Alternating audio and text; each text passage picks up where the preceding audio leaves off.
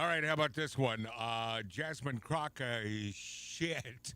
We'll dive into her shenanigans. Leo Terrell, I thought was a friend of mine. A disappointing conversation with old Leo.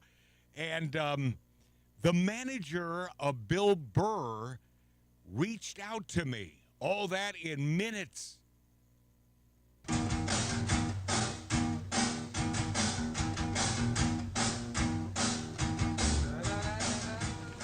Well, hello. I'm Matt. Welcome to the good life. I do a little radio show from my backyard in the hills of Encino. I'm a lucky guy. In fact, I'd say luckier than most. I have lots of friends that I like to call stars. Hey, in fact, there's one now. You probably know Ryan Stiles, Drew Carey Show. Whose line is it anyway? Black Hawk Down? I wasn't in Black Hawk Down, Matt. That wasn't me, okay? What are you doing here? The gate was actually open. I thought I'd take a little jacuzzi-roo. I got company coming over, okay? People that matter, okay? Get up, go. Bubbles feel so good, Look, Brian. Matt, you know what? You gotta stop doing this, okay? I can't be coming home with the wife and kids and you're in my tub, okay? Just get out. I'm not wearing nothing.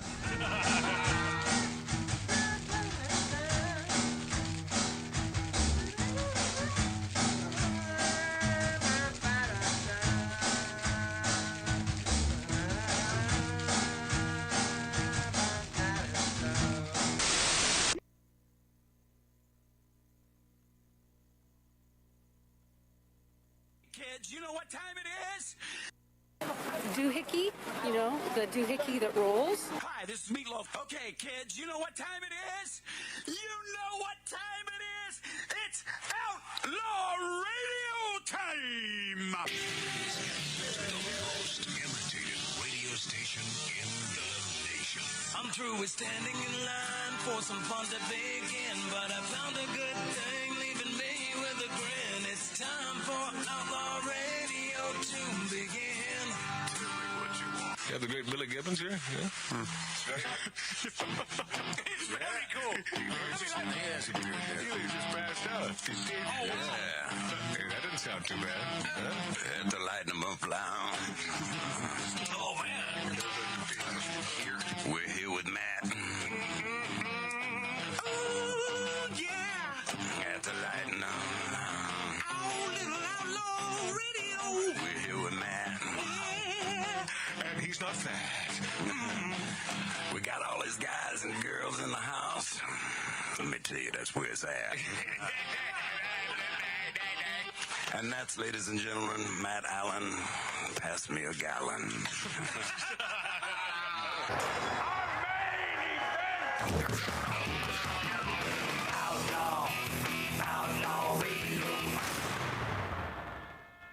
With current and projected deficits. I won't play this entire thing, but this is a tasty little number. I want you to enjoy a little bit of this. Welcome, my friends, to Magic Matt's Outlaw Radio. My administration will establish the brand new Department of Government Efficiency. President Donald Trump's new Department of Government Efficiency, or DOGE for short, officially established earlier this week after a first-day executive order. The new entity, which plans to try to slash billions in government spending, will operate as part of the By the way, executive this chick branch, doing Madonna and they will is have a spot special on. That is 19-year-old Edward Corstein, better known as Big balls. Big balls, big balls, big balls. All right, we'll play the entire thing coming up. Welcome to Magic Matt's Outlaw Radio on YouTube, on Rumble, on X. And I'll tell you what just came down 2 seconds, of course 2 seconds before the show started. Do you want to explain it, Tattoo Dave, our producer? Well, it appears that the chair that Mark C.G. Boyer was sitting on gave way, and he landed on his buttocks. So, Marty's over there helping him up. I think. Hey, Mart, was it the chair that gave way? Yeah, I just straightened out. Okay, yeah. So you're saying that two of the leg? Oh, jeez. Oh, you know what, Matt? That might be the one that you sit on in poker, and we fixed it once. Yeah, yeah. Okay, so Mark, are you all right? Mark, are you among the living? All right, but is he going to sit on the same chair? No. Oh, okay, that's great. What a way to start. What a way to get this show rolling. Well-oiled machine. That's why those of you watching us on YouTube, on Rumble, on X, you could see the shenanigans. My brother Mart, I think, may have saved Mark C.G. Boyer's life. When it comes to showbiz, Oh, yeah. get the hell out of Matt's way because he'll let you die. Oh, hey, man, hey, what is the classic, and I live by this, the show must go on. It's like, sorry, we'll deal with you later. Yeah, but remember when he passed out and he hit his head and started bleeding out on the show, live on the show? Yeah. I was the first to say, call the paramedics after the break. Yes. That's right. He appears to be a little shorter. Yeah. You mean, Mark does? Yeah. Okay. Are you okay, buddy? So anyway, Mark C.G. Boyer, just another in the long travails of his life. I don't know how he's lived this long. And as I say every week, he'll probably outlive us, which is, it's a scary concept. Would you want to live like that, though? No. Right? It's almost like not living at all. So old Leo Terrell, and I'll get to the Doge stuff and this Crockett. Oh, man, this Crockett, who, by the way, she's changed her vernacular and the way she speaks. If you watch her, in the beginning days, she was articulate as hell, and she was not ghetto in any way. Can you imagine that she did that in the job interview, got the gig, and then all of a sudden, what's my mother effing name? So we'll jump into that in a few minutes. Leo Terrell friended me on Facebook. And he sent me the request, and I accepted. Now, Leo Terrell. He is one of the biggies in political talk for many, many years, now working for Trump. And I have it right here, your friends on Facebook. And I said, so he greets me. Hello, Matt. I said, you're a good man, Leo. Continue with the great work. Cheers. Matt here in Los Angeles, a.k.a. Magic Matt Outlaw Radio. Leo says... All right, so here right off the bat. Here, you know what's coming, right? Tattoo Can only Dave? imagine. Right off the bat, Leo Terrell says, "How's the economy situation going on over there?" All right. Yeah. So now I know the jig is up, but I continue on because I had a hair up my old you-know-what. So I was in the mood. So I answered his question. Eggs and gas are through the roof. Then Leo Terrell, and this is a Facebook instant messenger, he says, what are your thoughts and preparations towards this ongoing GCR? And then, so I'm thinking, GCR, what, Guns N' Roses? Is that the way? Right. Whatever. So I said, specifically, ?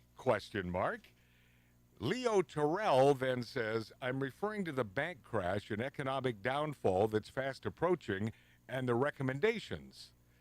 I then replied, you know better than anyone, my good sir. Leo Terrell then says, everyone is recommended to convert all fiat in their possession to XRP and XLM and store them on the recommended QFS ledger.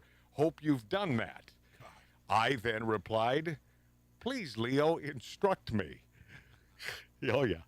Okay, so Leo says, all right, I will guide you through the process to avoid mistakes. I said, then he says, do you make use of Telegram? So I'm thinking of Telegram. It must be some newfangled thing, internet thing. And so I said, I replied, of course. Leo said, great.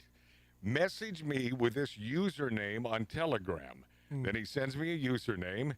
And then I simply sent back, my reply was, Leo, sent, along with my banking info to expedite this. and then I also added, God bless you, Leo. Leo then responds, the great Leo Terrell responds, haven't you messaged me on Telegram? I said, yes, I did. He then says, okay, then he gives me the Telegram contact info that I'm supposed to log into. And he said, I didn't see your message. Leo Terrell says, do that again. I then replied, oh, I'm sorry, Leo. I sent it to asshatfakeleo. I'm sorry, I sent it to asshatfakeleo. Please tell me, Are there people stupid enough to buy this bull S? Honest answer, you prick. He then replies, absolutely, there are a lot of fake accounts out there. So, yeah, so now he responds, Sure. how about you send me your username on Telegram? I then respond, how about you consider crawling up my ass? He then once again says, I haven't seen your text message on Telegram. They're just tenacious pieces of crap. Oh, yeah. I said, perhaps I am spelling asshat incorrectly. Once again, he says, send your username on Telegram. He says, and then pause, so I wait a few minutes. He says, are you there?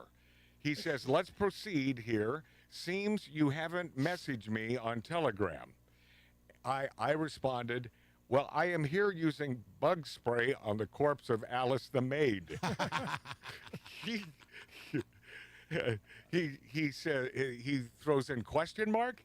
I then followed it up with, it appears that Cousin Oliver is not amused. Then he responds, I will send you the official QFC link to create account. What, And he said, yeah, and then he sends me the QFC. He says, open it and show me a screenshot of it. And then I responded, I sent a screenshot of my fava beans. He then responds again, open it and get me a screenshot of it. I then sent, I just sent you a screenshot of me juggling 3 live monkfish. and then he says, I will get back to you soon. Hello, Patriot. Oh, no. Then he says, thank you, Patriot. And then I added, live monkfish, Leo. Tell me you're not impressed. And that was it.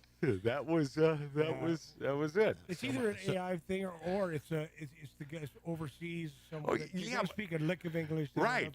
Also, they've been told to force it down. I think it's a real person that uses AI. Yeah, I think it's just AI. I think that's what it is.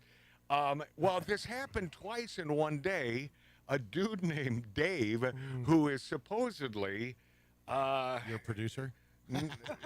No, it's what is the comedian that we didn't throw him under the bus? He threw himself under the bus, huh? Bill Burr. Yeah, Bill Burr. It's supposedly because there were many comments on my personal Facebook page, which is MATTALAN. That's 2 words, first and last, Matt Allen. And many responses to something I threw up there on Facebook regarding Bill Burr. And this man, and I checked out his Facebook, says he's the manager of all of these stars. It looked completely legit. And so he said, friend me. So I friended him, knowing that this is probably, once again, a crock. Wait a minute. Let me get this straight, though. Yeah, this is a guy named Dave, who is the personal manager to Bill Burr. So the monkfish were living? Yes, they were living. Okay, monkeys. Yeah. See, you're impressed, right? Is it just Dave? Yeah. No, it's a first and last name, but I forgot his last name. Oh, okay. But Dave then he sends me an IM, and it says, "Hello, Matt. How are you doing?" Instantly, I know this man ain't the man, and this ain't real. Yeah. See, it's the confidence or con game. Much like psychics who will speak to your dead loved ones for a fee, they want to, the dupees want to believe it. They want to believe it so bad that they'll give these a-holes, these ass hats, a pass who are taking thousands of dollars out of these grieving, miserable folks who simply want some acknowledgement that their loved one is still out there and is all-knowing as to what they're doing in life, and they just want love. So these people, I have no respect for them. John Edwards. Yeah, well, the list goes on and on. Yeah. But for a fee, they'll talk to your dead loved one. See, they want to believe it. It's miscreants like this who will gain your confidence, then go in for the kill. Yeah. Uri Geller, for years and years and years, he was simply not even a great magician, but a feasible magician. I interviewed him about 15 years ago, surprisingly. He was an affable guy. He was such a likable guy. You know, he was the spoon bender and the key bender. And so, you know, when he started that, I was about, 13 years old in school. So I started doing that to classmates. I started bending spoon. Well, and I said, I'm doing this by trickery. They believe that I possess psychic power. I said, you're not listening to me. They want to believe it. They want to believe it. But it's a trick. So this is Bill Burr's manager, Dave. He sends me this in an IM. Please stop responding to all this imposters on Facebook. So not the most articulate manager of Bill Burr, right? See, right off the bat, I can't. Who the hell falls for this? Old idiot sticks? Listen to me. If you're an old idiot stick listening to us or watching us now, I want to save your life.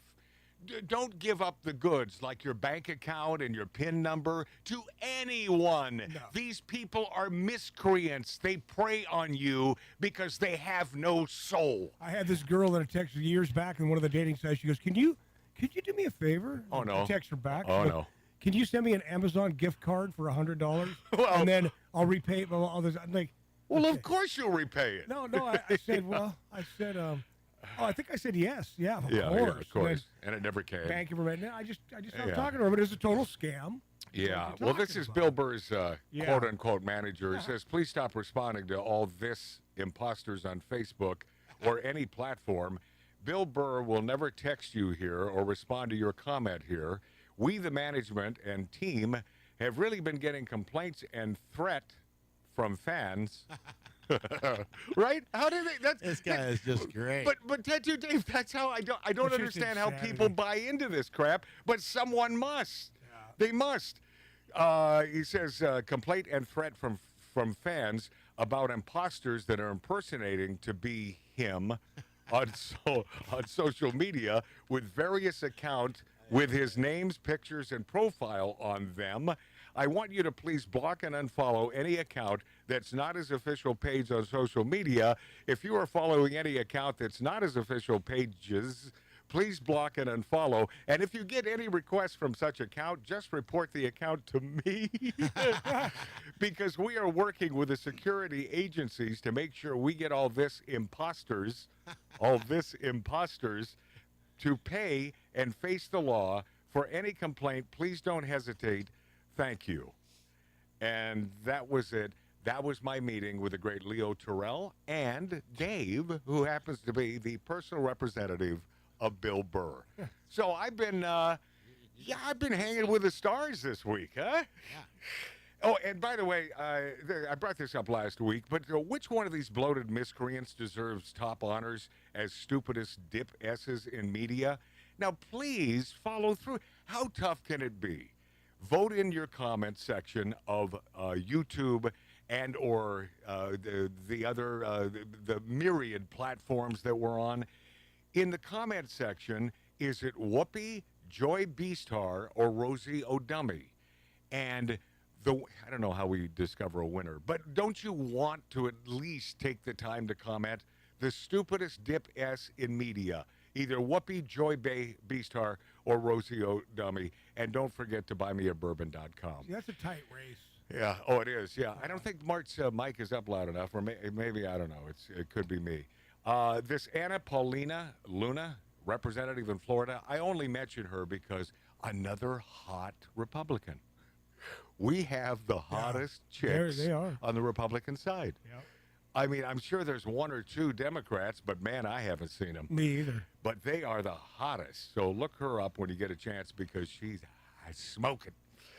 And something I have been wanting to bring to your attention for the last several months. Donald Trump will talk about kids and autism and the fact that autism, when it comes to children, has gone through the roof, and that Kennedy is working on this. And although Donald Trump is a pragmatic sort, much like you can fool scientists into believing that you possess real supernatural psychic powers because they're the easiest to fool, Donald Trump is one of those guys who is a very smart man, But I don't think he stopped to think about this children's autism thing. And he'll bring it up, he brings it up at least once a week. And it occurred to me that the cases of children's autism have probably not gone up. It's simply that the diagnoses of this problem has gone through the roof, much like the big cove, the big flu that we went through, and everyone's going to the doctor with any minor symptom. And so now we have myriad of folks who are in the hospital. Well, they're not dying. In fact, they're not even sick, for God's sakes. But I believe that it's the same sort of thing with children's autism. I believe it's simply folks saying, "Oh yeah, autism. That's an easy one. That's a."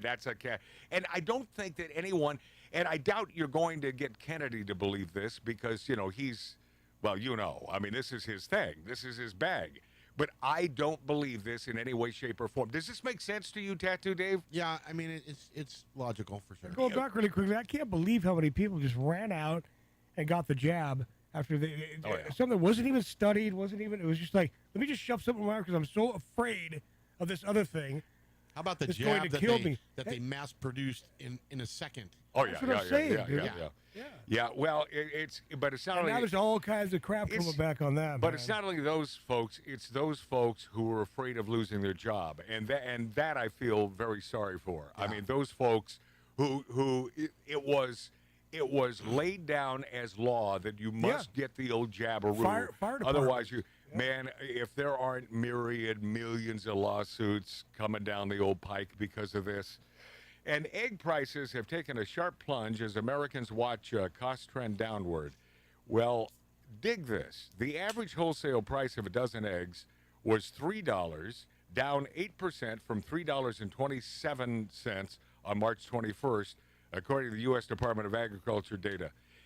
Not here in California, man. We have very expensive chickens here. Not even close. I They mean, they lay golden eggs.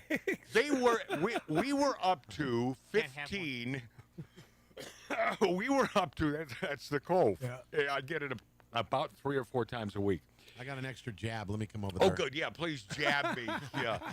But I will tell you, it has been up to $15 to $20 for a dozen eggs here in California. Never has.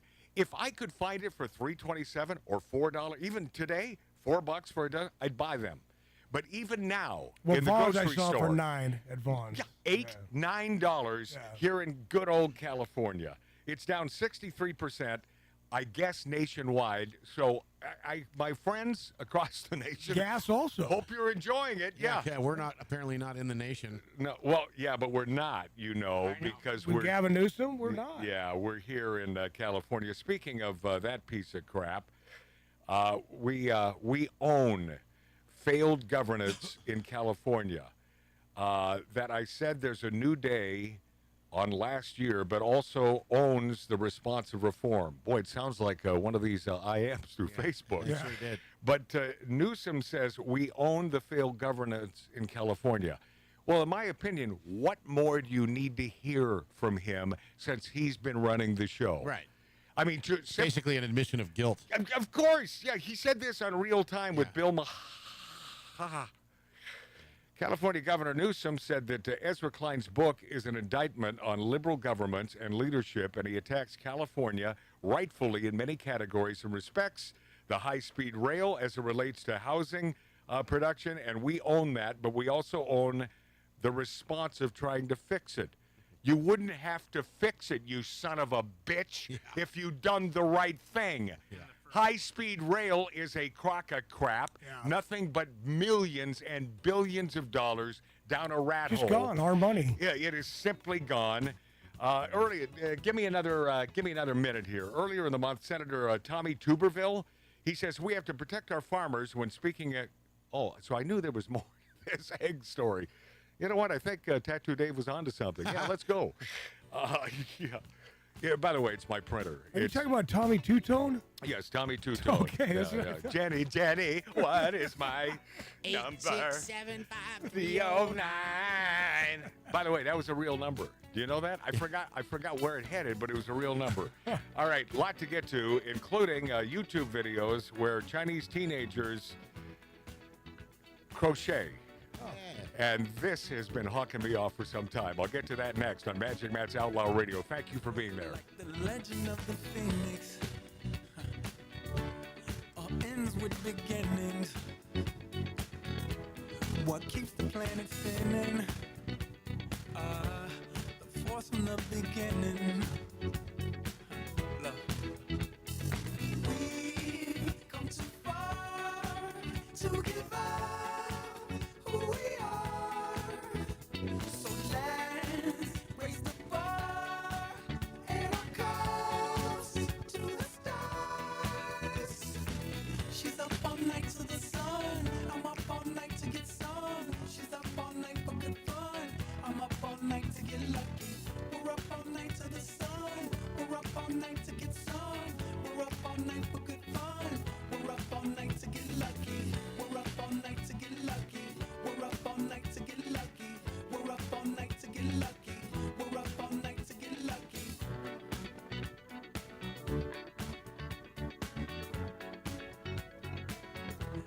The present has no ribbon. Your gift keeps on giving. What is this I'm feeling? If you wanna leave, I'm with it. We've come too far. The staccato hoofbeats of a golden palomino, carrying a man who fights wherever justice needs a champion. In a hideaway on the other side of the hill, with Hollywood close enough to smell, one man dared to step up to the bar and talk. And other outlaws heard the legend and joined together to tell their tales. This is how it began. Smoking, drinking, interrupting. Magic Matt Allen. This is Outlaw Radio. Welcome back, my friends. Welcome back, my friendlies, to Magic Matt's Outlaw Radio on YouTube, on Rumble, on X, and the finest stations throughout the nation. This has been weighing on me for several months because I have no idea why this is happening. I'm watching a YouTube video, and then the YouTube video will suddenly end, and it's played for 15, 20 minutes or so, sometimes only 10 minutes. All of a sudden, the video is replaced by a Chinese woman crocheting. Yeah, I've You've seen that? Yeah. And so I looked it up trying to find an answer to this. By the way, or it's a Chinese teenager playing a video game or a Chinese commercial. And this has been happening for about a year now. And so I just thought to myself, well, it's the Chinese grabbing these videos, repurposing them, and then cashing in on the replays because they'll do a lot of Fox videos. Yeah. And then they get credit for the number of views. And so I think that's the scam-a-lama ding-dong. And then I think what is happening here is they can't play legally. Maybe they can't play the entire video. So all of a sudden, it's a young Chinese girl crocheting. And by the way, it's, I've learned how to crochet because of this. Yeah. So, it's sort of It's not all easy to pick up on. No, there's a positive in everything. Over, under. But have you, our faithful listener and viewer of Magic Matt's Outlaw Radio, have you found this to be true? Haven't you scratched your noggin? Why the hell is this going on? Well, I have no answer, but I've sort of formed my opinion, and stick it in your craw. or don't. I mean, just enjoy yourself and have a cocktail because this show is so much better when you're not sober. Yes, Mart? You know what I think it's called a dead pull, where you're lifting weights and you have to pull straight up, heavy. Mark Blair, when I tried to pick him up earlier. Oh yeah, no, you can't. I don't know, man. I mean, he doesn't look like he's only 5'1", but he weighs 400 pounds. I mean, there's something going on there because I'm pretty strong, and I went, oh. Yeah. Yeah, we could have a hot chick. We could have a really hot chick sitting there and attract viewers, but no, not us. No, we have Mark C.G. Boyer. We wouldn't even care if she fell. Yeah, we'd encourage it. Soon, I hear Rachel Ziegler will be available to fit in that seat, to fill that seat, because man, she is poison. She is movie poison. And, of course, she declared the #1 movie in the world, Snow White. She said it's #1. She said, even though no one's watching it, and Disney is losing their asses on this thing, and it doesn't look like it's going to get any better. And that's Rachel Zegler. See, that's what you get for going against Donald Trump. And it's not simply going against Donald Trump, but really going against America, which is what Trump is all about. You don't need me to tell you that, but it's about doing the right thing for us Americans. And old Rachel Zegler, what is she, like 22, 23? Yeah. I mean, she's too young to even know anything at this point. But yet, boy, she has no problem speaking her mind and the crap that is spewed out of that pie hole. And they pissed the dwarfs off because they got the AGI. Yeah, I know. They're doing all the wrong things. And the gal that plays the queen, she, what's her name? She was, she's the Jewish princess. Yeah.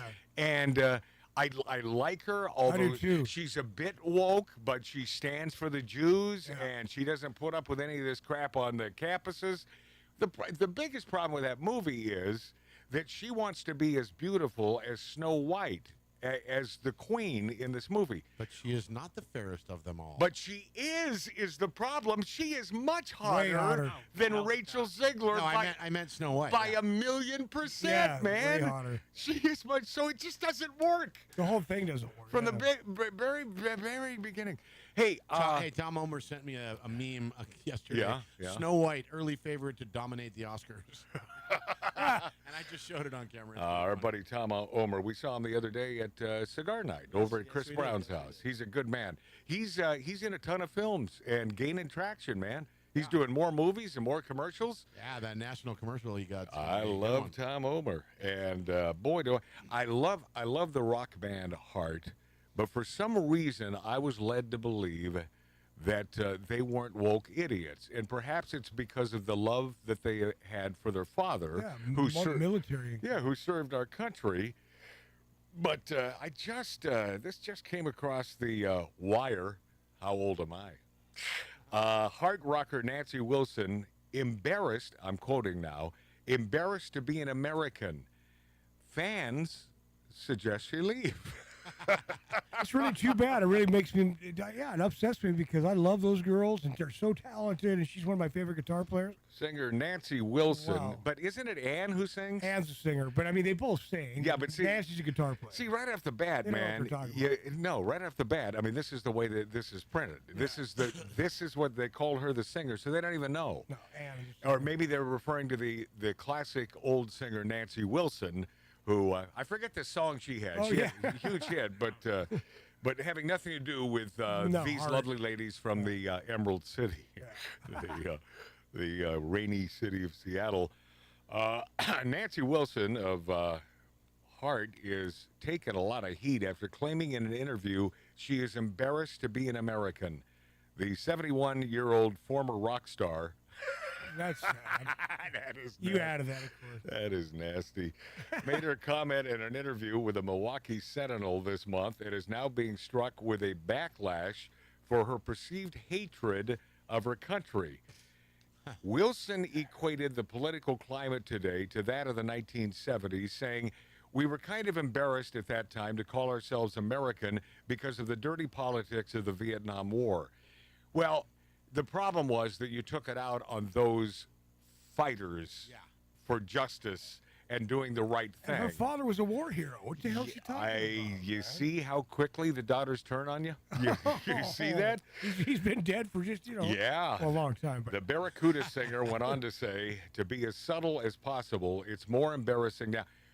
Haven't they learned to shut up instead of alienating half of your concert-going public? Because they still sell out, man. They still do. Don't you think her manager's "Oh God, no! Oh, don't do it! Oh no! You're taking food out of my baby's mouth." They probably figure they're old enough. They've already hit their mark. They've already. But they're still touring. No, they aren't. They're selling out. Is her manager's name Dave? Yeah, her manager's name Dave. He also manages Bill Burr.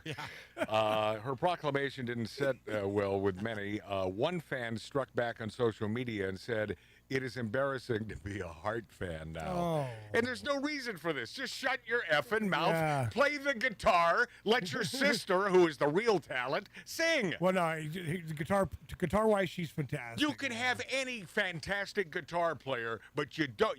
It's tough to find a singer like Ann Wilson. Oh, no, Ann Wilson's one of the She's best. brilliant. She's brilliant. She learned from the same guy. Ann may have to replace her sister. Oh. Wilson also told the paper she thinks women have temporarily lost the momentum in American culture today and insisted, I think for women in the culture, the pendulum will come back again and there'll be another renaissance in the arts to push back against the oppression of the cranky old rich white guys. Are you Tattoo Dave, are you oppressing females? I believe so. Okay, all right. She sounds like a cranky old white woman. Yeah. She does sound like a cranky old white woman. You're right, she does. She's always been the hot one, I thought, in the band. Oh, she was. Oh, of course. Right. Yeah. Always felt and always tasty. The Crazy on You singer. No, she's not. Did not. I know.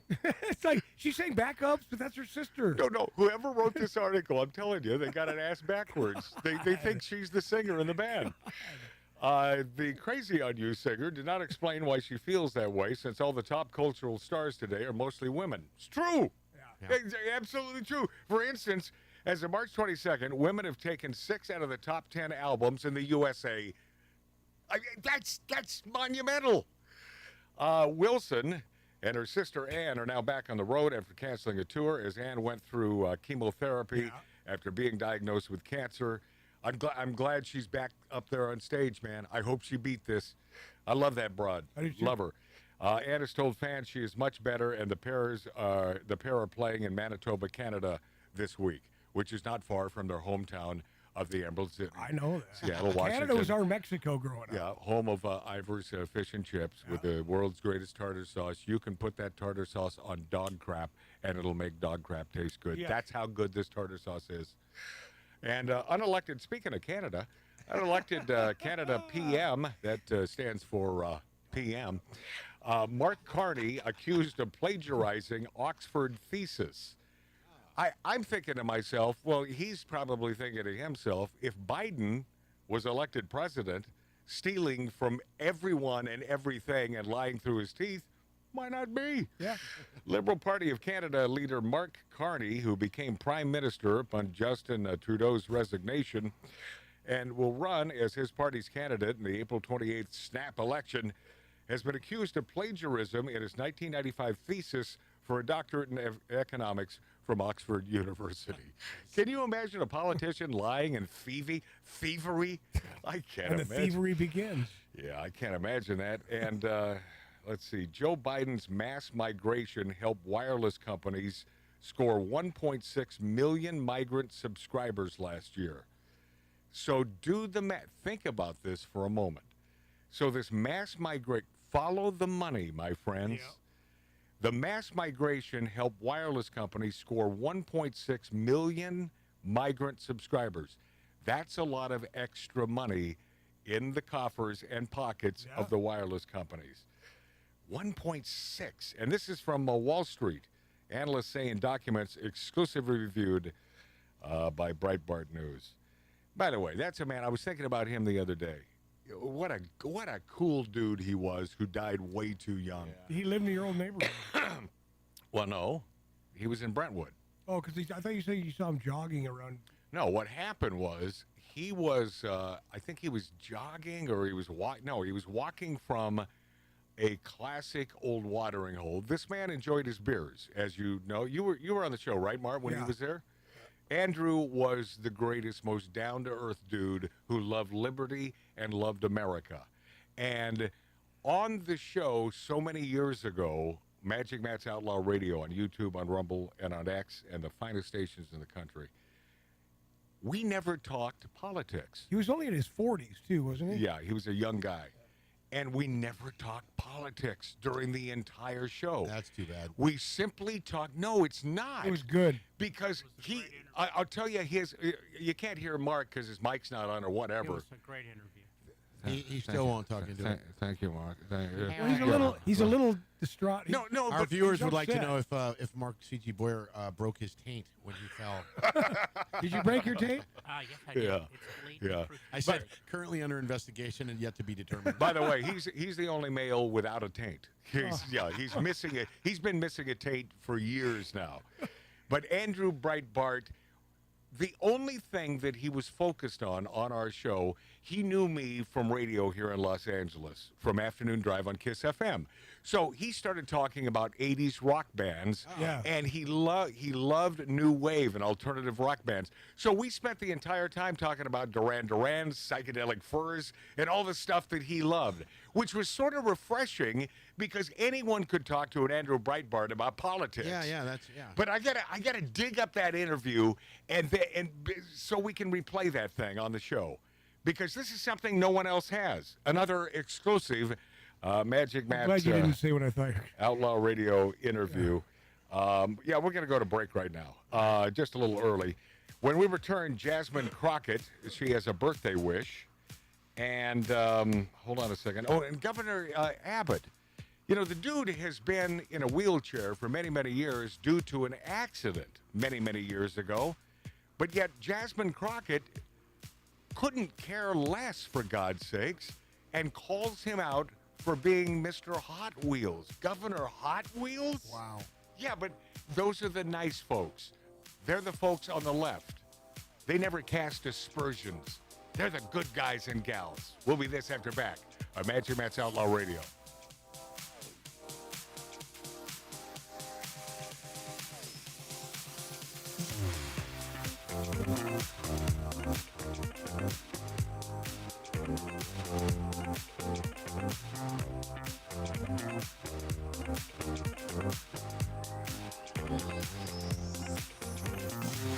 Forget the roofs and the ceilings.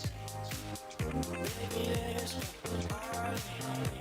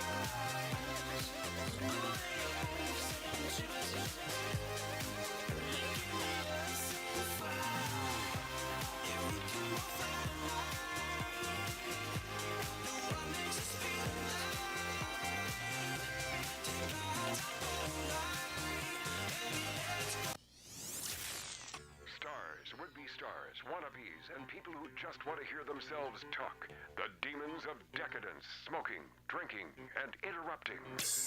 Live from an 1876 Virginia City, Nevada-style bar, this is Magic Matt Allen, Outlaw Radio.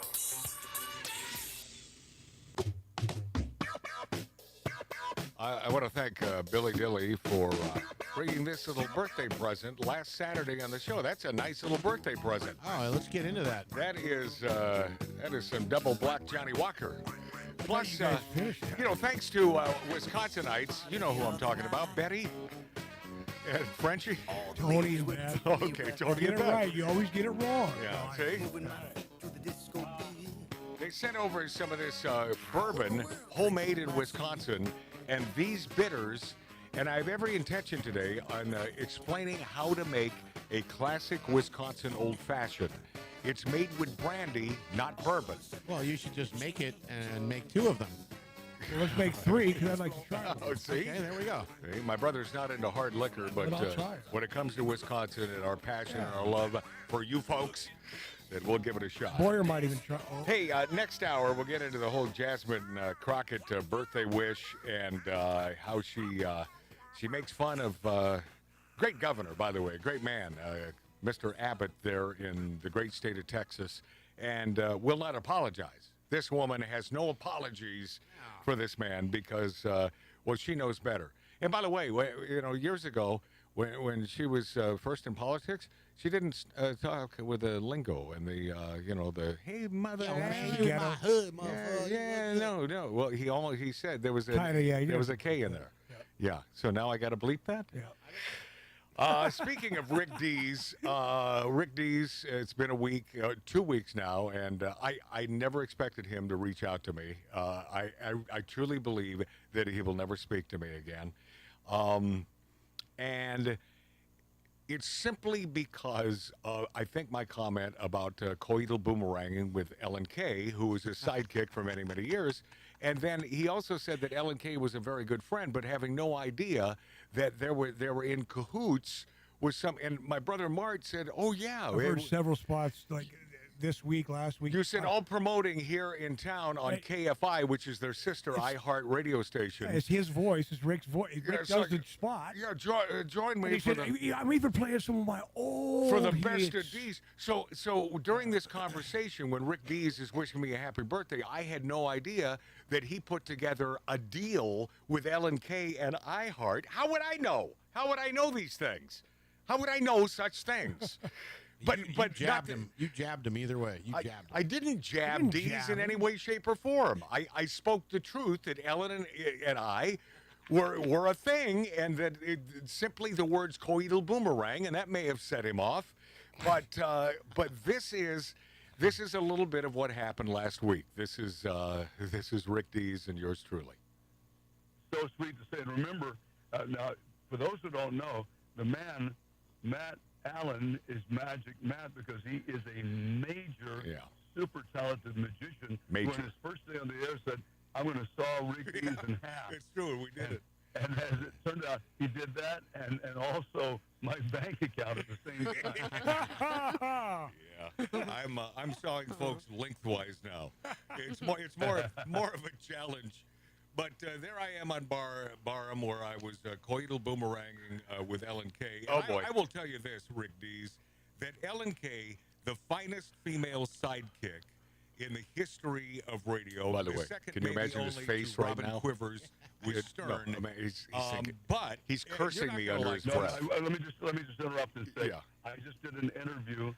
She is terrific, and also is one of the most talented people I have ever known. Let me go back to greatest sidekick of all time. Okay, that's it. That's enough of that. You just had to double down on it, though. But, man. if I could have found this, no, give me a second. If I could have found this, I would have played this. This is the first day. He's talking about the company that screwed him over, iHeartRadio, that fired his ass and put in that no talent, Ryan Seacrest. And this was a call that came in on the first day with Ellen Kay and Ryan Seacrest. Hello. What's going on there, Dave? Hi. Janice Seacrest on KISS and JC Chazé. How are you? This morning show f***ing sucks. See, wow. Now, see, here's where we're going to have a problem. Because I need to get a delay on this That's program. right. Well, Right? yeah, you know, It sounds like she's gargling something there. Hey, yeah, I'll tell you the problem, Ryan Seacrest. You have absolutely no talent, but somehow, because you're affable, unlike Dick Clark, good-looking guy, and I found him to be a talented guy. Ryan, I don't get, I'll never get, we'll be this after back. Am I bitter? Yeah, a little bit. We'll be this after back on Magic Matt's Outlaw Radio.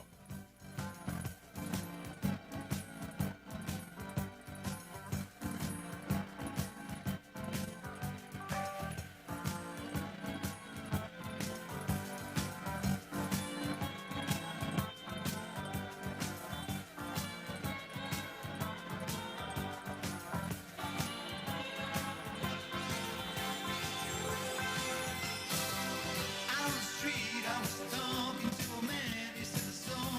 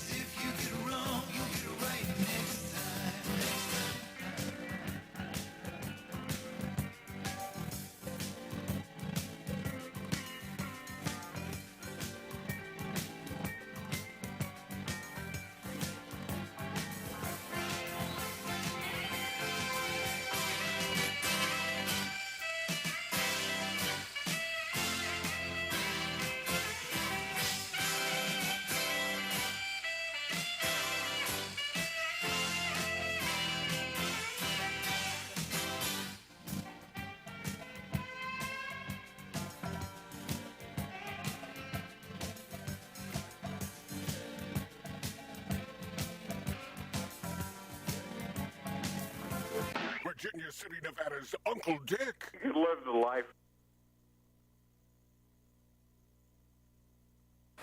Doohickey, you know, the doohickey that rolls. Hi, this is Meatloaf. Okay, kids, you know what time it is? You know what time it is? It's Outlaw Radio time!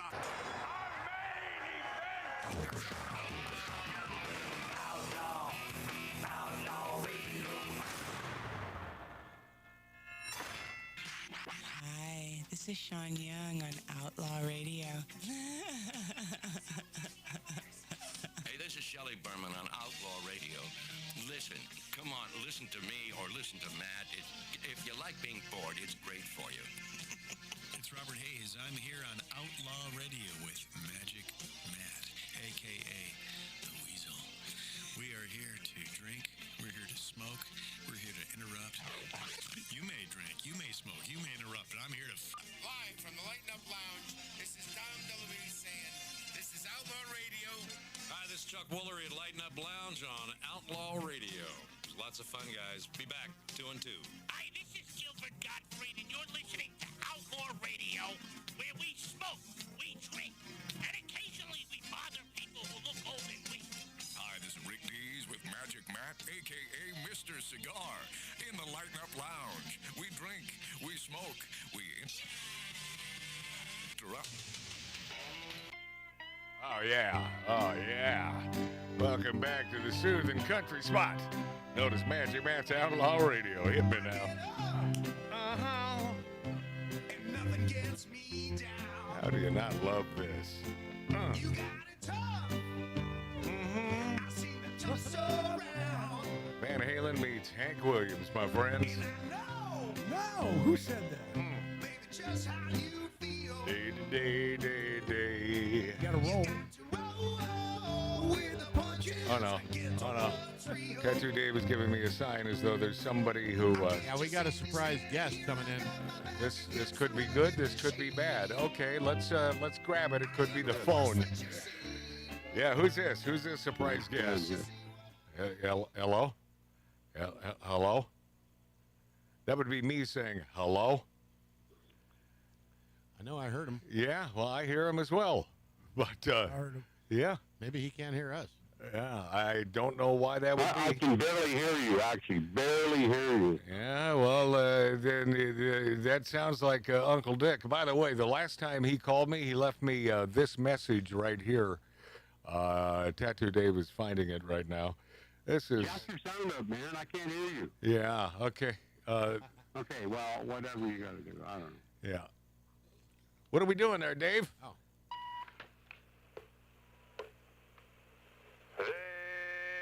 Me how I knew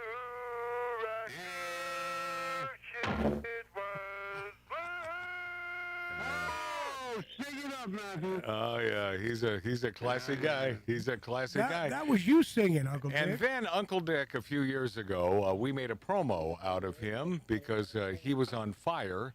And by the way, I don't know if we can even play. I was on fire. I don't know if we can play this right now without Uncle Dick being in trouble, but I'm going to do it anyway. This was a promo when we were on another radio station in beautiful Wisconsin, and we switched out stations. But go ahead. We're on WTAQ now in lieu of WNFL. Go. Virginia City, Nevada's Uncle Dick. Turn it up. You live the life of Trump, you know. That guy's sick, man. Hope that was Something wrong with that son of a bitch. Give me one reason why you'd call him sick. Just one. Well, I like Trumpy bears. Yeah. Now, you got the hat, right? I know you wear it regularly. I've gone through 2 of them. You and Putin. That Putin, I'd shoot that guy. I don't like I got the gun to do it, too. Okay, enough. That's it. Yeah, he does have the gun to do it. Living there in Dayton, Nevada, down the 6 Mile Canyon from good old. Oh, Putin, but your buddy. Your buddy's got to go too. From good old Virginia City. Oh, you mean Tattoo Dave? I know he's got to visit. But you, I understand, you are talking to us from an undisclosed location, and you're not, for the first time, you're not on the same time zone. I mean, we're speaking to you.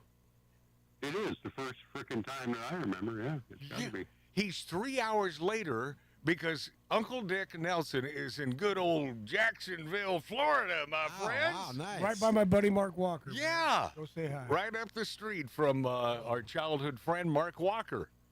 Oh, really? Yeah. How cool is that? He lives there now. Well, all the good people are getting the hell out of California, and Mark Walker is another one of those. Well, you're not one of them, buddy. I'm working on it. I'm working on it, Uncle Dick. But I know. You've been working on it for 30 years. Yeah, I have. I truly have.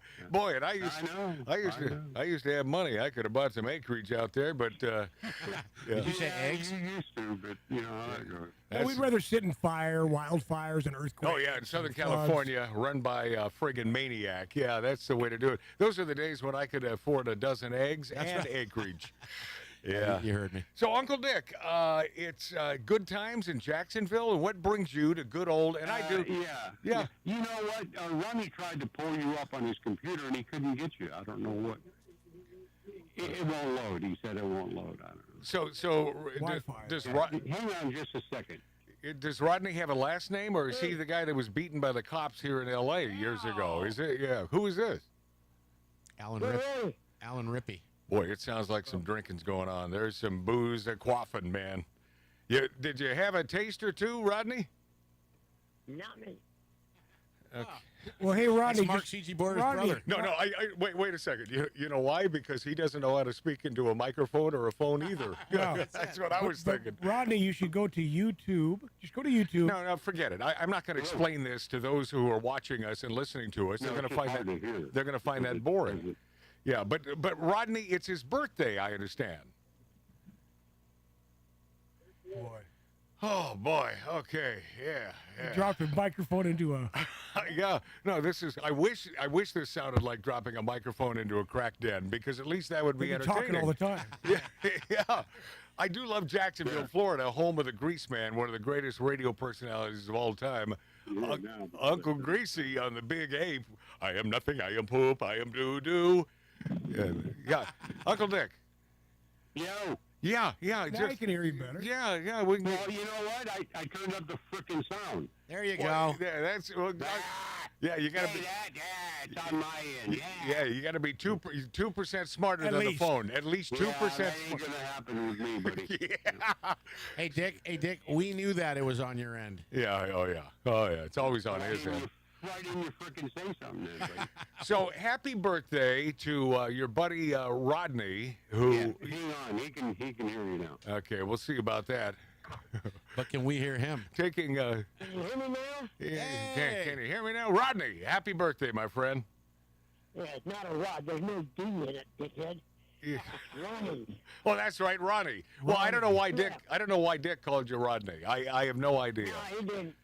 You know, sitting right here. He's known you for way too long. Why is it that you sound like Uncle Dick's spousal equivalent, Gail, even though you're a man? Okay, let's. You said I sounded like your Uncle Dick. Now let's move on here. Now you're changing your damn story. Now this is a man who lived down Highway 50 from Uncle Dick in Dayton, Nevada, for many, many years in a town called what, Ronnie? Fernley. Yeah, good old Fernley, Nevada. And I'll tell you what, if you still owned your house there, I bet that'd be worth a ton of money. But you decided to get the hell out of Nevada. Now, why is that, Ronnie? That was before Nevada was a red state, though.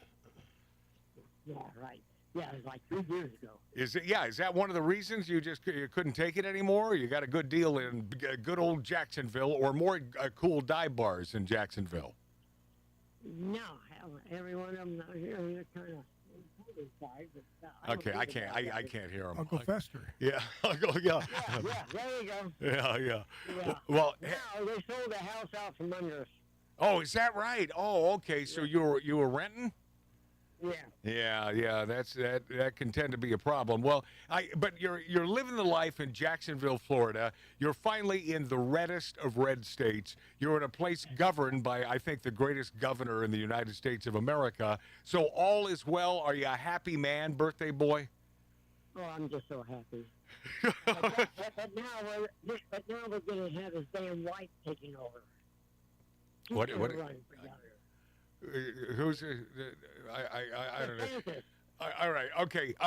Put Dick back on the phone. And happy birthday, my friend. Happy birthday. Okay, later. Yeah. At least there's some resonance to Uncle Dick's voice. Yeah. Uncle Dick never sounds like a girl. Right. Yeah. Have you been to a dive bar or two there in Jacksonville since you've? No, I don't go to bars anymore. Are you kidding me? I'm too freaking old. Well, you do with me when we visit Northern Nevada. Well, that's it. That's it. Yeah. I go to the Swiss too by myself. Yeah. That's the only one I go to. Yeah, that's true. it still remains one of the greatest dive bars in the world in Reno, Nevada, by the way. And don't call it Nevada unless you want Uncle Dick to shoot you in the face. In the face. Yeah, and I'm not talking about using a gun. So no, that's the thing. That could be a problem. Well, it's kind of a gun. Party time, and have you taken out the lovely Ronnie and his spousal equivalent to dinner for his birthday? We just had dinner. I just took him out for dinner. I hope he had some seafood. You're in Jacksonville, Florida, for God's sakes. I did, and you know what? It advertised oysters on the half shell. Yeah. And they said it's seasonal, and it was done about a month ago. Yeah. You don't want any of those old No, oysters. not now, man. No. Well, how about the? So, I don't know. Anyway, I ordered scallops because that's my go-to. Oh, I love scallops. Scallops. Yeah. Scallops, yeah. How about? Did you notice any stone crabs? Did you ask? Did you inquire about stone crabs? No, I didn't see stone crabs on the menu. Yeah. That's more of a Miami thing. By the way, though, but you find them everywhere in Florida, and they are pricey. They can be really, really pricey.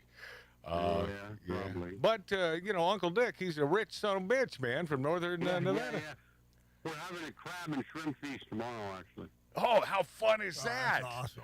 Is that at Ronnie's backyard? That sounds great, man. Is Mark Walker invited? You remember Mark Walker? Yeah, can we reach out to Mark Walker? Would you like to see him or?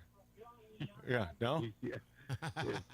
Ronnie says, yeah, man, bring them all in, he says. All right, okay. Let Mark know. I really would. Mark's probably watching the show right now anyway. So, Mark, you're invited. We'll connect you with Uncle Dick. Uncle Dick, I look forward to seeing you very soon. Yeah, sure. Okay. That's everybody's hippie Uncle Dick. Love you, Dick. Yeah. Love me some Dick. Happy birthday, Rodney. Yeah. Allen Ripken. No, Ronnie. Oh. Rodney.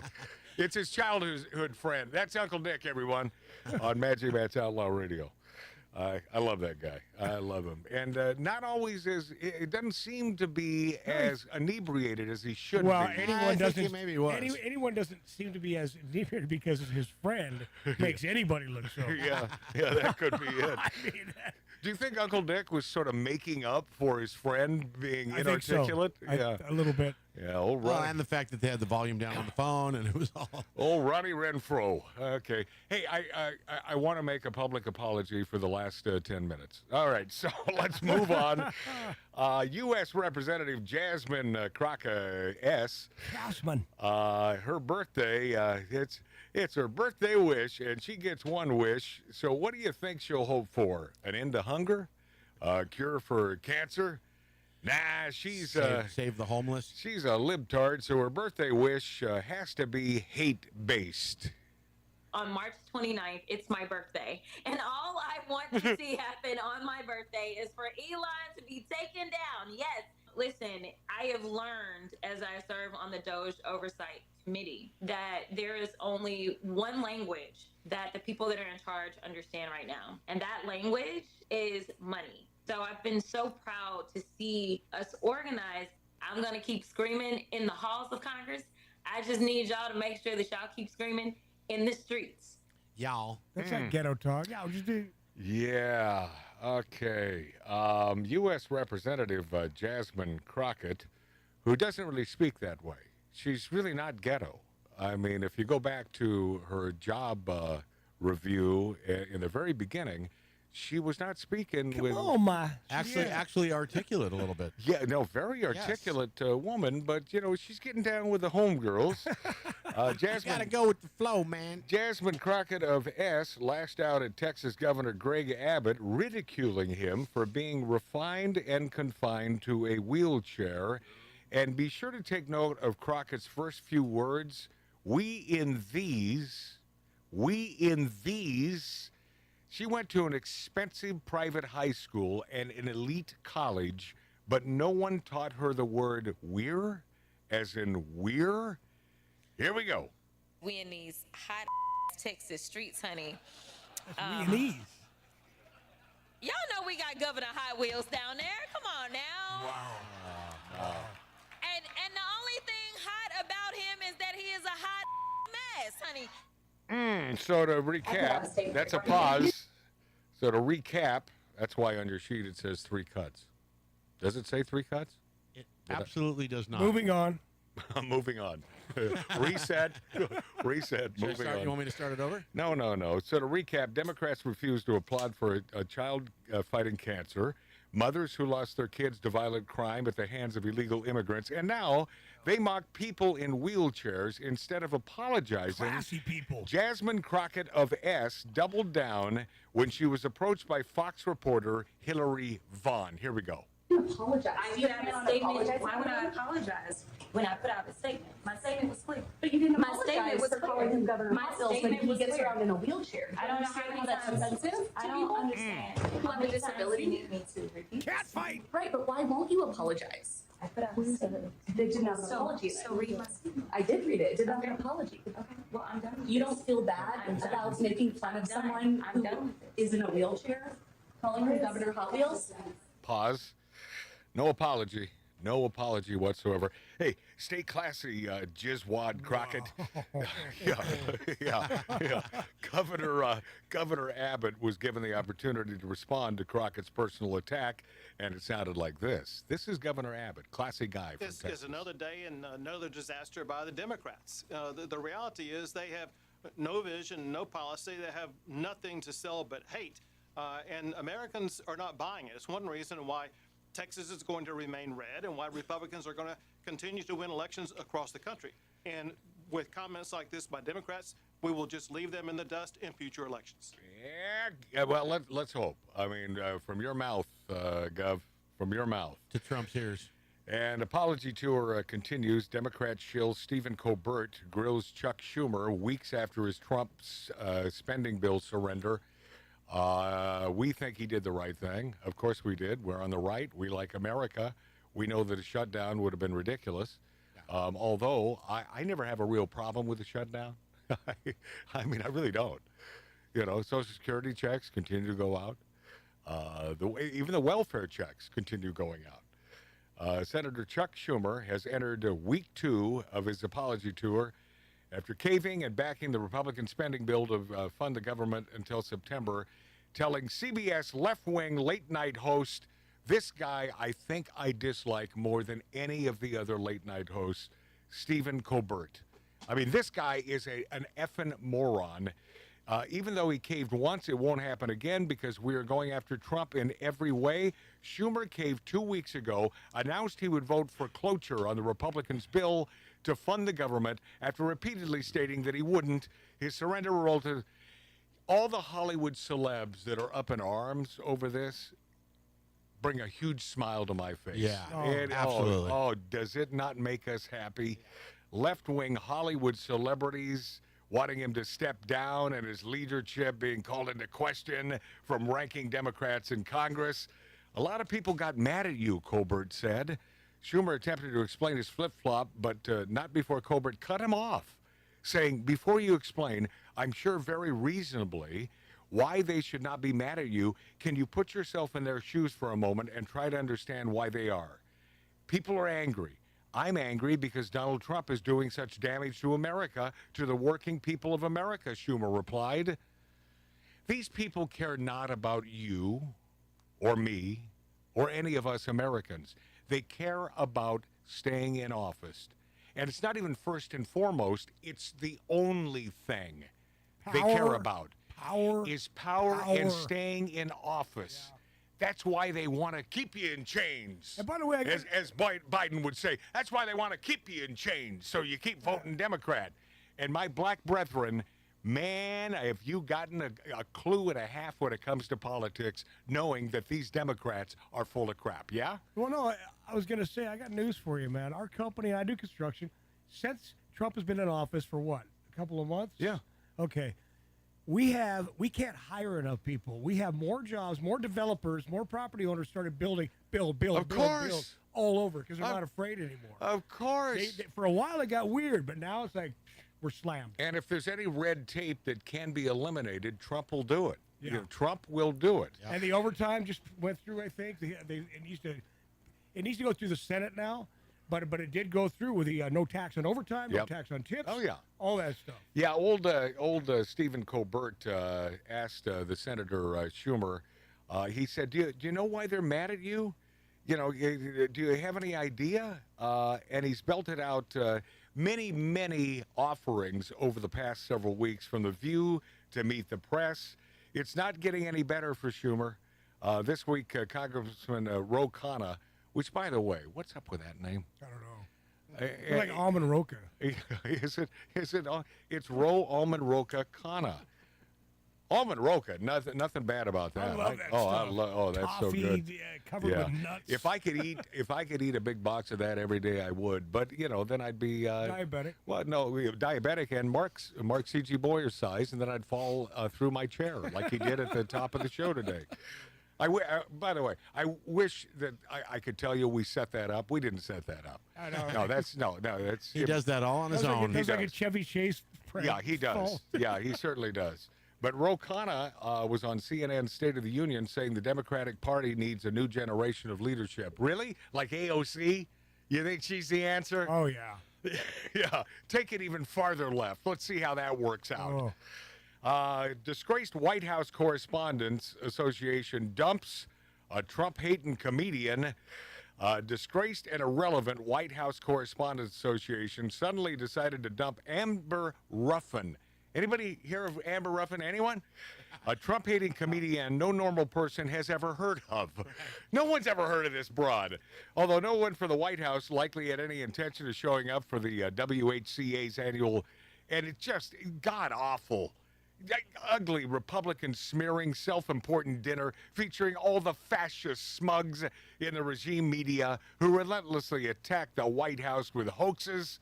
It's this DEI hire, Amber Ruffin, already promising to spend the night tearing into Trump administration as a gang of murderers who feel like they are human beings but shouldn't get to feel that way because they are not. So she went on record. This is what is on my docket for this ridiculous White House Correspondents' dinner.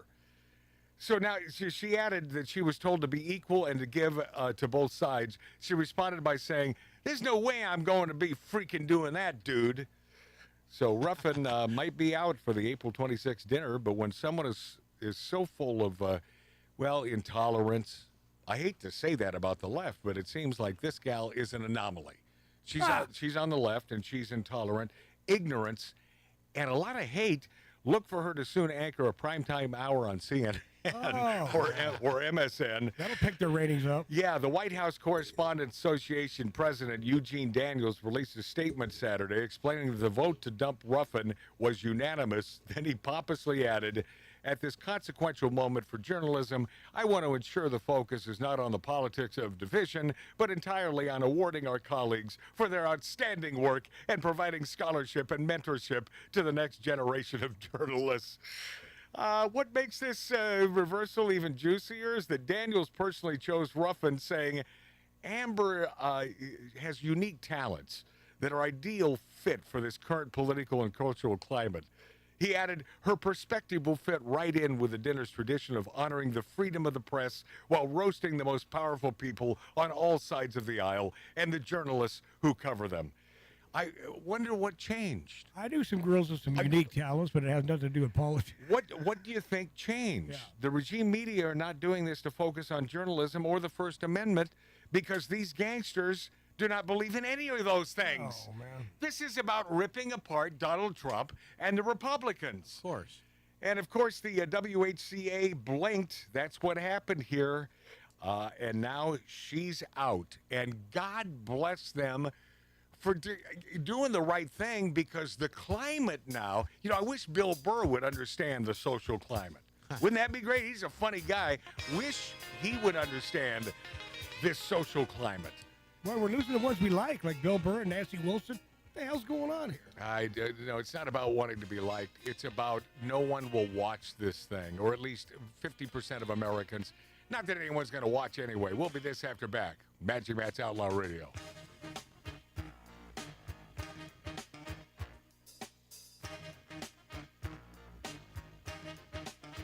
Wanna buy a new car, but the price ain't right. Ain't that cold? Be a downside cheaper, yes it would. Start riding a bike. Listen, they're making milk out of powder. Yeah, they are. Got the babies crying. Poor baby, they know what that stuff is. Rent's gone up higher. Yes, it is. Got the parents lying.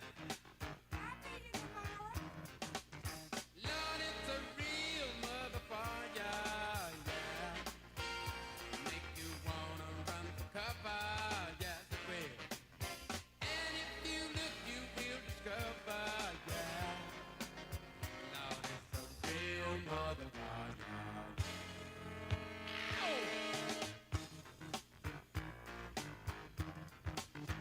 Good dog. Listen, got to go to a disco. Throw your troubles away. Dance to the music that the DJ plays. Well, all right. And then the lights come on. Yeah.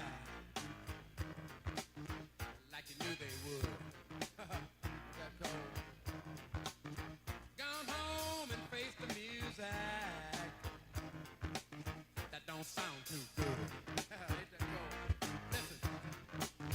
Lord, it's a real motherfucker. It'll make you wanna run for cover, yeah. And if you look, you will discover, yeah. Lord, it's a real motherfucker, yeah.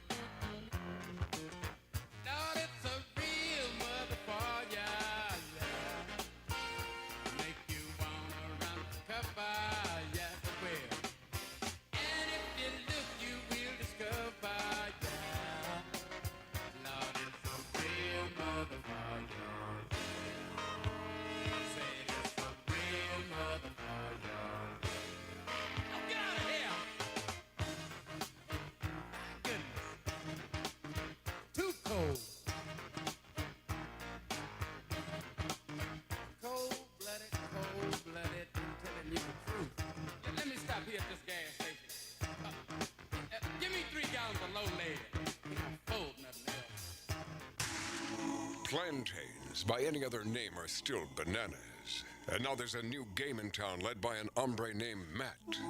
A poker-playing, cigar-smoking, barbecue-eating talker. They call him Magic in these parts. And he's made bananas a kind of art form. The kind of talking that makes people sit up and bark at the moon. Ordinary just got better. Outlaw Radio with Magic Matt Allen.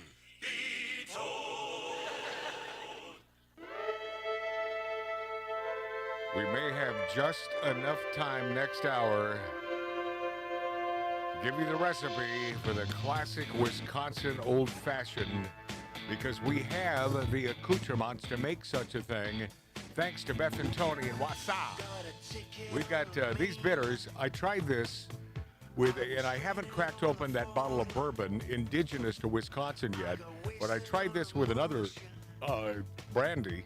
See, it's an old-fashioned made with brandy, not bourbon.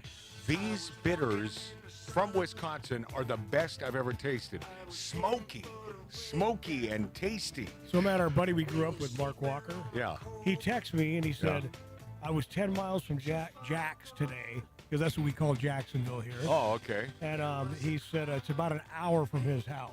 So he was 10 miles earlier. He was there doing something on his boat or some crap. Yeah, but for a big shrimp and crab boil. Hour drive. Yeah. So does he say he's interested in maybe visiting? He said all day. I'm in. All right, Uncle Dick, visiting Uncle Dick.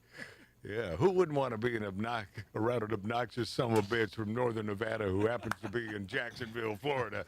And P.S., I got a feeling he's not the only obnoxious son bitch, inebriated son bitch in Jacksonville. Billy Dilly, have you ever been to Jacksonville, Florida? I've been through it. You've been through it? Yeah, I can't hear you because I said I've been through it. By the way, in the break just now, I simply said, Billy, if you're going to sit over there, why don't you scoot over so they can see you on YouTube, on Rumble, on X, but he won't do it. I don't understand the problem. It's not as though Billy Dilly, our Marine friend who barbecues for us every week, is shy.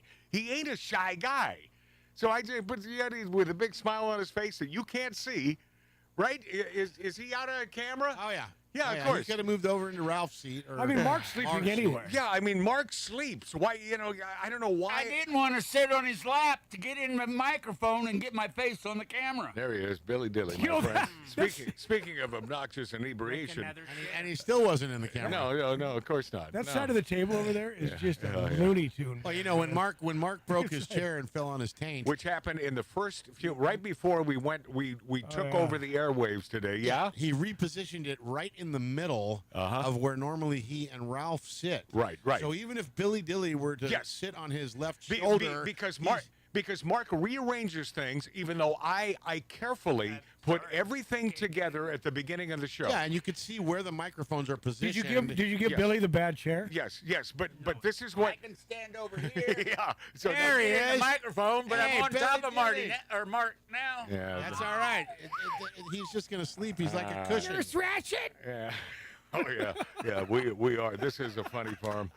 Yeah, welcome to this 1876 Virginia City, Nevada-style bar in the hills of the San Fernando Valley, spitting distance from Hollywood, Cali. In the hills of Granada. Well, that's something I've never said, and there must be a reason, right? I just decided to throw it in there. Excellent. You've decided to do the wrong thing. Well, since Billy Dilly is and Mark C.G. Boyer, you might have, even though you're the producer of this show. Dave has officially joined the funny farm. Well, the unfunny farm. Yeah. Shout out to our viewers and listeners in Yemen. Coming up, we'll have a chance. In fact, in just a few minutes, we'll have a chance for you to win front row tickets to see Hooties and the Blowfish. So that's coming up in just a few minutes. And the city of Philadelphia has renamed a street after actor Will Smith. And just like Will Smith, the street goes both ways. So, that's been the rumor out there for quite some time. Is Hootie and the Blowfish, that's that band with a monotone singer that sings everything the same? Darius Rucker. That's Darius Rucker, who was smart enough to get out of the top 40 sort of category years ago and become a country singer, because as our father, who in my opinion, world's greatest musician, plays every instrument. Agreed. But not like Wayne Newton. And I like Wayne Newton. Yeah. But unlike Wayne Newton, he doesn't pick up a horn and blow 2 notes on stage like Wayne will do. My dad plays every damn instrument incredibly well, and he has that phenomenal David Clayton Thomas, blood, sweat, and tears voice, and that's our father. But where was I going with this? I don't know. Hootie the Blowfish. You're talking about Darius Rucker. Hootie and the Blowfish. So Hootie, as far as I know, he may play instruments. I don't know. I'm sure Mark C.G. Boyer is a Hootie and the Blowfish fanatic. I only want to be with you. Yeah, is he? Does he play instruments or no? No, you don't know. Don't look it up. I don't care that much. Doesn't matter. Yeah, but unlike Hootie, my father has all this talent, but all it takes is one song. You need to write one hit record. But that was back in the day. Now you write one hit record, you're not making jackass. Well, unless off you of sell it to the right people. And normally you have a ghostwriter, so it's what? Most of these people aren't writing their own music. Well, okay. Let me go back to my original thought, which is, if you write one hit record, it can go. Then you're making gazillions of dollars. That's it. But not in today's day and age. Oh, I hate that when people say day and age. Well, not today's day and age. And I just said it. Well, man, like you can still sell though. You can sell if you find an artist. And So a what? production- You're not going to make but jackass. you sign it. You send a lot of it away, but you do. The get only points. way but the record companies damn near non-existent. No, I know. None of it makes any sense. And the only way you make any money is on tour and selling. What are you selling, Mart? You're the merch. The merch. Yeah, you're selling merch. There's none more black. This album. Do you know Penn Jillette and Teller, who, by the way, crazy talented guys for many, many years. I agree. When they first started doing their thing, being a magician my own self, I had a real problem with it because they were, quote unquote, exposing how magic was done. But if you take a deep dive, they never did that. No. What they did was their own versions of tricks, and then exposed how that was done, and then came back with an I gotcha with this cool version. So, I love these guys. Where Teller did the blood thing, where he shoved the needle in his arm. Or something? That wasn't him. No, that was. I mean, he's probably done it, but that was. He has done it. Harry Anderson did that on Saturday Night Live many years ago, and because of that appearance on Saturday Night Live, do you see how fate works? Do you see how this works? Because Harry was found as a street magician, I think by the creator, Lorne Michaels of SNL, saw him on the street, said, that guy's really good, brought him on SNL. He did that, and he did that needle through arm and a bunch of other stuff. Yeah. And Harry, who, by the way, one of the cheapest bastards I've ever known, but God rest his soul. I love the guy. I had to buy him a margarita at Musso and Frank's. I really And people that don't know, he was in Night Court. Was his? I think everyone, I mean, if you're of an age, you know. It was a huge television show, and because of his appearance on SNL, he nabs that gig. He started off doing Cheers, little bits on Cheers. The judge. Yeah. And then, then he got to work with Marky Post. Oh, man. Was that Back in the day, that chick was... Didn't she? She died, I think. I don't know. I think she's dead. I don't think so. Yeah, I think she's gone. No. She lived in Toluca Lake, and I think she's gone. No, I didn't know Harry Anderson passed away. Oh, years ago. Oh. Oh, years ago. Yeah. And by the way, he was there during that big old rockin' nasty hurricane in New Orleans, Louisiana, and because he had a little magic place there. And he survived that, and then shortly thereafter he died, and I forget what he died of, but it was just a shame. She died in 21. Yeah. We had a Bull from the bailiff. Bull, the guy that played Bull, the big guy. We had him on the show. By the way, he's dead too.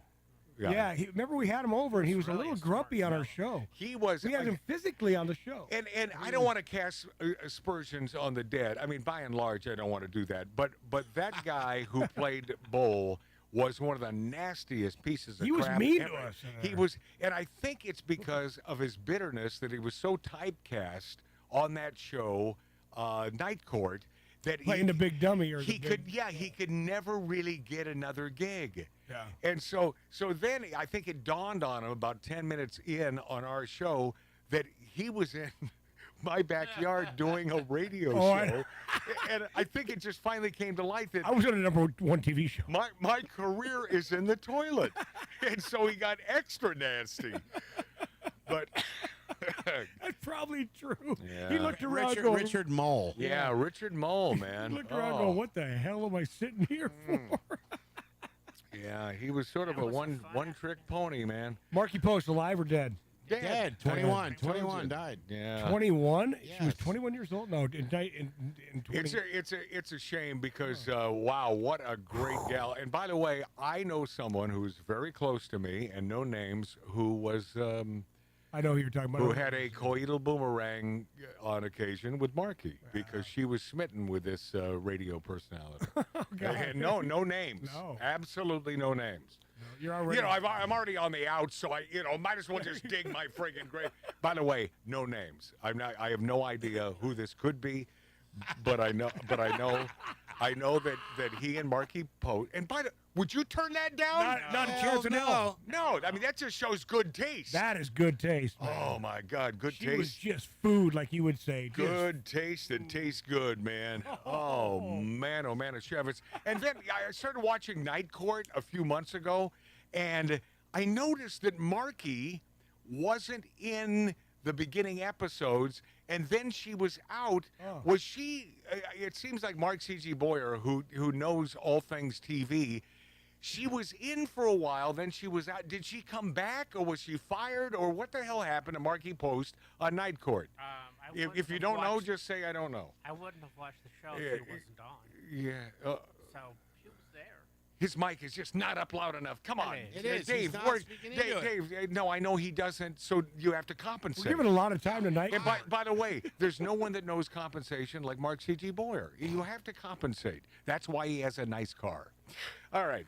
Bill Mahar says crazy far-left NPR needs to be private. During the overtime segment, which, by the way, stole from us, we used to do the after show on this show.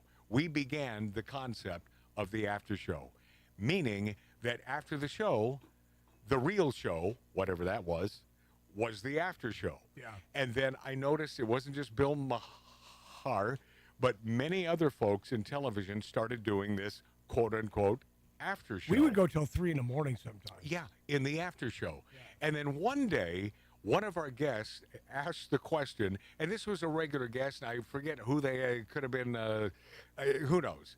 But they asked the question, Matt, what is the after show? Yeah, I remember that. If that is the show, then what is the after show? And I simply explained, well, it's the show after the show, the after show. It's when we're all really drunk. But he said, what is different between that and the show? And I said, well, I'll tell you what's different. We call it the after show. That's it. That's it. It's just simply, absolutely nothing. That's his final say. It's simply the after show. It's the after Please show. go to 11. Yeah, it's just we turn up the after show to 12. Why don't you? No, it's like, well, what? Well, why don't you just make 10 louder, and then you don't need it, and then you pause. But mine well, these says go 11. to 11. Yeah, it goes to 11. That's it. And the show. So why don't you just call it the show? Well, because it's the after show, and then Billy Dilly used to ring a bell. Yeah. And it would officially become part of the after show. Right. So I missed that bell. What is it? What is the difference? I think the bell is on the ground right behind you. By the way, Lori Downey Jr. a few years ago broke my bell that was hanging there on the side in a fit of rage. Came over. No. You know she has fits of rage? No. Have you ever seen that? Oh yeah. Oh, she seems mild-mannered. like when Lori, I wouldn't mess with her. When Lori Downey Jr., former producer of Magic Matt's Outlaw Radio on YouTube, on X, and on what else are we on? Rumble. Yeah, Trumbull. Then New York really comes out. She seems to be all calm and nice and so on, but like any woman, if she hears the wrong thing, holy F, and she broke my bell. She did. Is that the one that's sitting on the ground back But there? no, that's a big one. That's the other one. The Billy had engraved, spelled wrong. Yeah. She broke my bell. She came over and bam, just broke it off the hook, and I've never been the same since. No, Bill Mahar on his overtime or after show segment, broadcast of real time, he said that NPR is crazy far left. This is Bill Mahar. I'm thinking he has to say this because he's been invited to the White House and he's going to spend some time with Trump. Or maybe he's just finally becoming a real pragmatist and understanding that the left is crazy far left, as I was quoted as saying. Questioned why NPR needs government subsidies and argued that in the current political climate, you can't have this. It trailed off. I can't read the rest of this because it's not there. Yeah, you can't. That you, damn printer. You can't have places like and then just ... I don't know. Yeah. And by the way, I can't stand NPR. Do you know? If you watch, we know. If you watch and listen to this show, I can't stand NPR. We got a lot to get to next. I promise you on Outlaw Radio. Your time is up. You took a sip from the devil's cup. You broke my heart. There's no way back. Move right out of here, baby. Go pack your bags. Just who do you think you are? Stop acting like some kind of star. Just who do you think you are? Take it like a man, baby, if that's what you are. 'Cause I'm moving on up. You're moving on out. Moving on up. Nothing can stop me. Moving on up. You're moving on out. Time to break free. Nothing can stop me.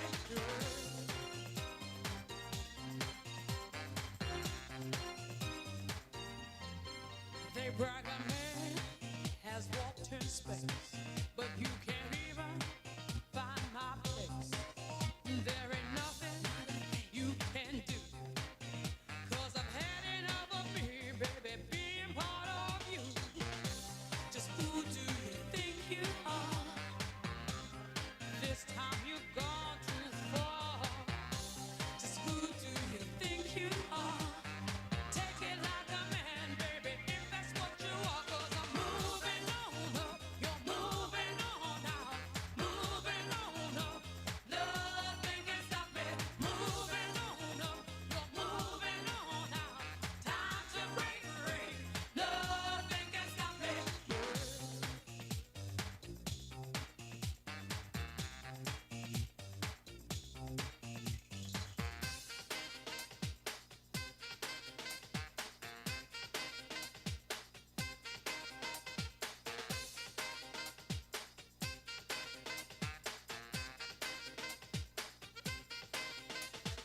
Moving on up, moving on up, moving on up. Moving on up, moving on up, moving on up, moving on up. Moving on up, you're moving on out. Moving on up, nothing can stop me. Moving on up, you're moving on out. Time to break free. Nothing can stop me. Moving, moving, moving. This is Outlaw Radio.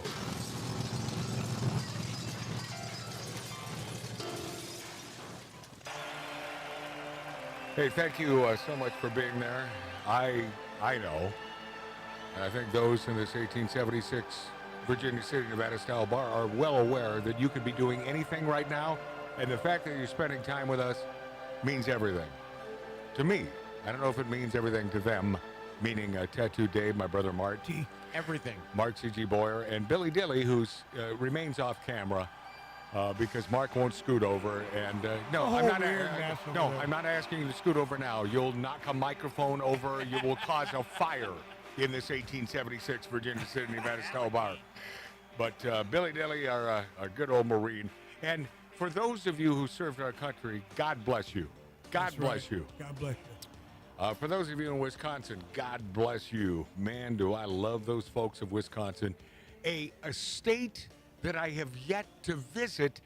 And yes, my excuse is always, it's so tough to get there from here. It is. Because there is no nonstop flight, and there isn't even a direct flight, meaning that you stop somewhere. Connectors all and then over. You just... I mean, Green Bay's a pretty sizable town, and we're heard all over Green Bay on WTAQ and in Wausau and WSAU, and and AM and FMs They all could send a throughout. private jet for us, right? Why would they do that? I don't know. Why would you? Now you're You acting can't like put anything past Beth and Tony. now you're acting like a liberal Democrat. It's like me. Give us stuff. That's right. We're not asking for stuff. I mean, they're doing the right thing by playing our show every week, and we have this gorgeous band of Wisconsinites who love this show. Would you turn down a private jet? Absolutely not. No, I'm in. Yeah, if you want to do that, it's a big radio company. Well, yeah. They have about almost 100 radio stations in Wisconsin. I'm sure a private jet isn't out of the question. I'm Van not Nuys asking. Airport right I'm here. not. No, I'm not asking. Burbank. So it looks like more humiliation for Snow White, no matter what's going on in that mind of that little idiot stick. And the director, and they're trying to put a smile on the face of this travesty known as Snow White. Mark, you saw the movie. Thumbs up, thumbs down. I wouldn't go see that. You would.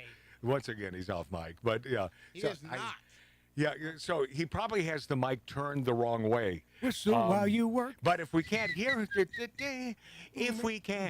Mark, then the mic is the right Is way. that from Snow White? That's from Snow White. Yeah. The Munchkin. Adore Delano, transgender drag race alum, seethes at Trump administration. My passport will remain male. She was a former competitor on RuPaul's Drag Race, posted a video to social media complaining that the Trump administration will not recognize his proclaimed transgender identity on his passport and other federal documents. They're federal documents. Yeah. Give it up for yourself. Yeah, I mean, they're federal documents. Delano, born Danny Noriega, appeared on 2 seasons of Drag Race in the 2010s, declared himself to be a transgender in 2023, received facial feminization surgery in 24, and Delano now recorded a video for TikTok announcing he had changed his legal name to his drag persona stage name, but he was not able to make all the changes he wanted on his identity documentation. That's because you still got a peen. You stinking idiot. Hello. You friggin' idiot. It's true. It's true, you guys. They're not changing my gender federally, so my passport will remain male, Delano whined, filming himself while walking down the street. Effing wild, because I travel. I do this a little too well, don't you think? Yeah, you do. Effing wild, because I travel outside of the country for a living. I'm filming my first movie outside of the country this week, so all my documentations that are all federal will remain male. Yeah? That's because you're a male. Yeah, hello. Son of a bitch. These You know what? they're mental patients. You're mental patients. Yes, I identify as not a drug dealer. You're either mental patients or it's all about pay attention to me. Yeah, I know. Pay attention to me. That's a lot of it. Delano's complaint echoes Hunter Schafer, an actor known for HBO's Euphoria and a prequel in the Hunger Games series. It's going to come along. Oh, it's going to come along with having to go out myself to Border Patrol agents and that whole gig much more often than I would like to or necessary. Schaefer said of his passport, which has been updated to reflect his male sex, because you got a tallywhacker, idiot stick. In a TikTok video, he cursed the Trump administration for not validating his preferred identity. We don't care your preferred identity. Your identity is your identity. How were you born? You weren't. It wasn't legally changed. You didn't have it lop-a-rood, and then the little. Didn't you say secretion. Tallywhacker came from our father, right? Yes. Yeah. Yes. Tallywhacker. I love that. Everything that comes out of my mouth came from my dad. Yeah, so if you hate me, you hate my father. Oh, no. Oh, yeah. A lot to do in the following hour, including, I love this Marjorie Greene, and I love this fact that she's taken down the CEO of PBS. Oh, what a nasty broad this is. But hot. We'll be this after back on Magic Matt's Outlaw Radio. Hit me. Huh.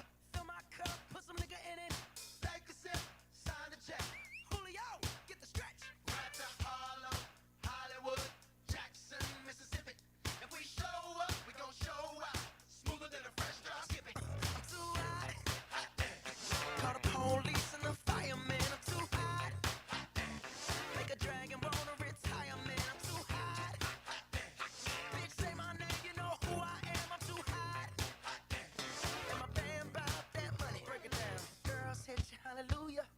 Girls hit you, hallelujah. Girls hit you, hallelujah. 'Cause Uptown Funk don't give it to you.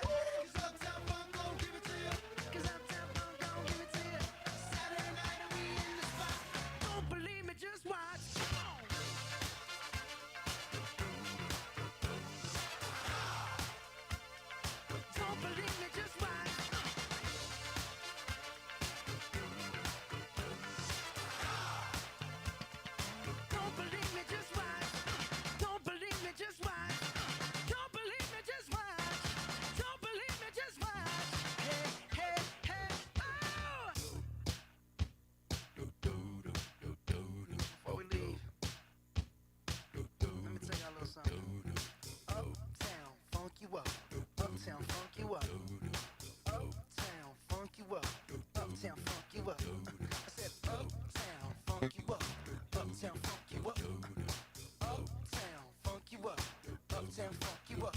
Come on, dance, jump on it.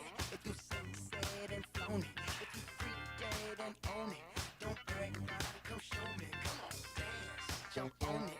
If you said and flown it, well it's Saturday night and we in the spot. Don't believe me, just watch. Come on.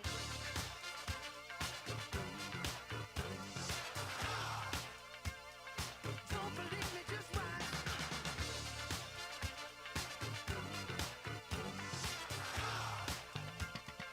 Don't believe me, just watch.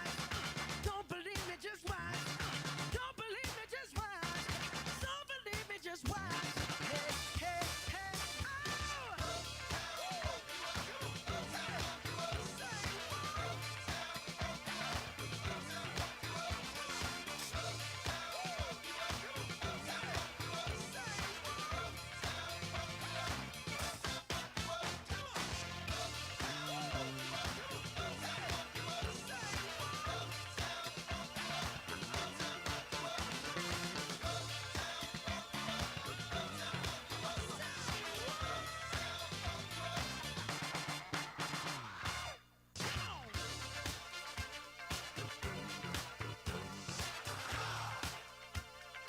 Don't believe me, just watch.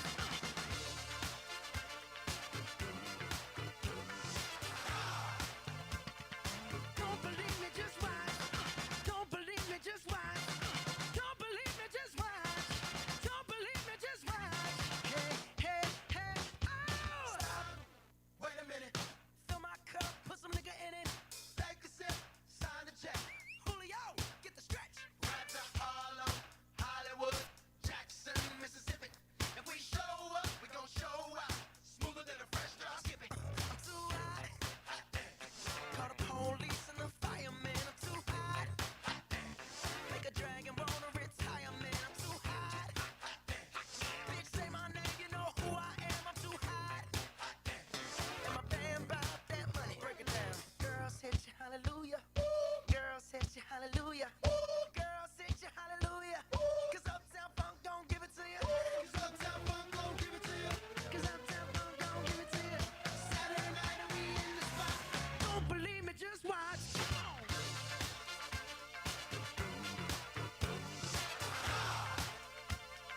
Don't believe me, just watch.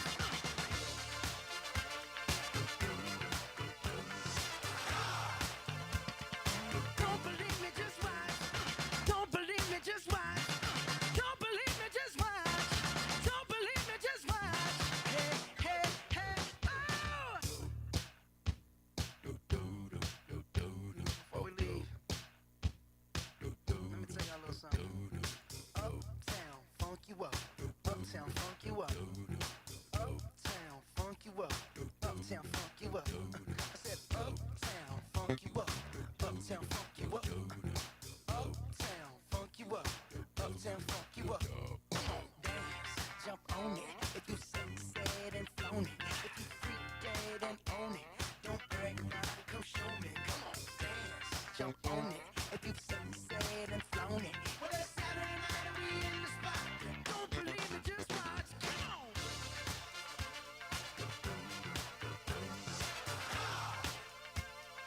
Don't believe me, just watch.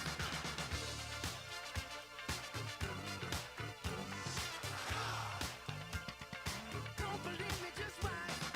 Don't believe me, just watch. Don't believe me, just watch. Don't believe me, just watch. Hey, hey, hey, oh!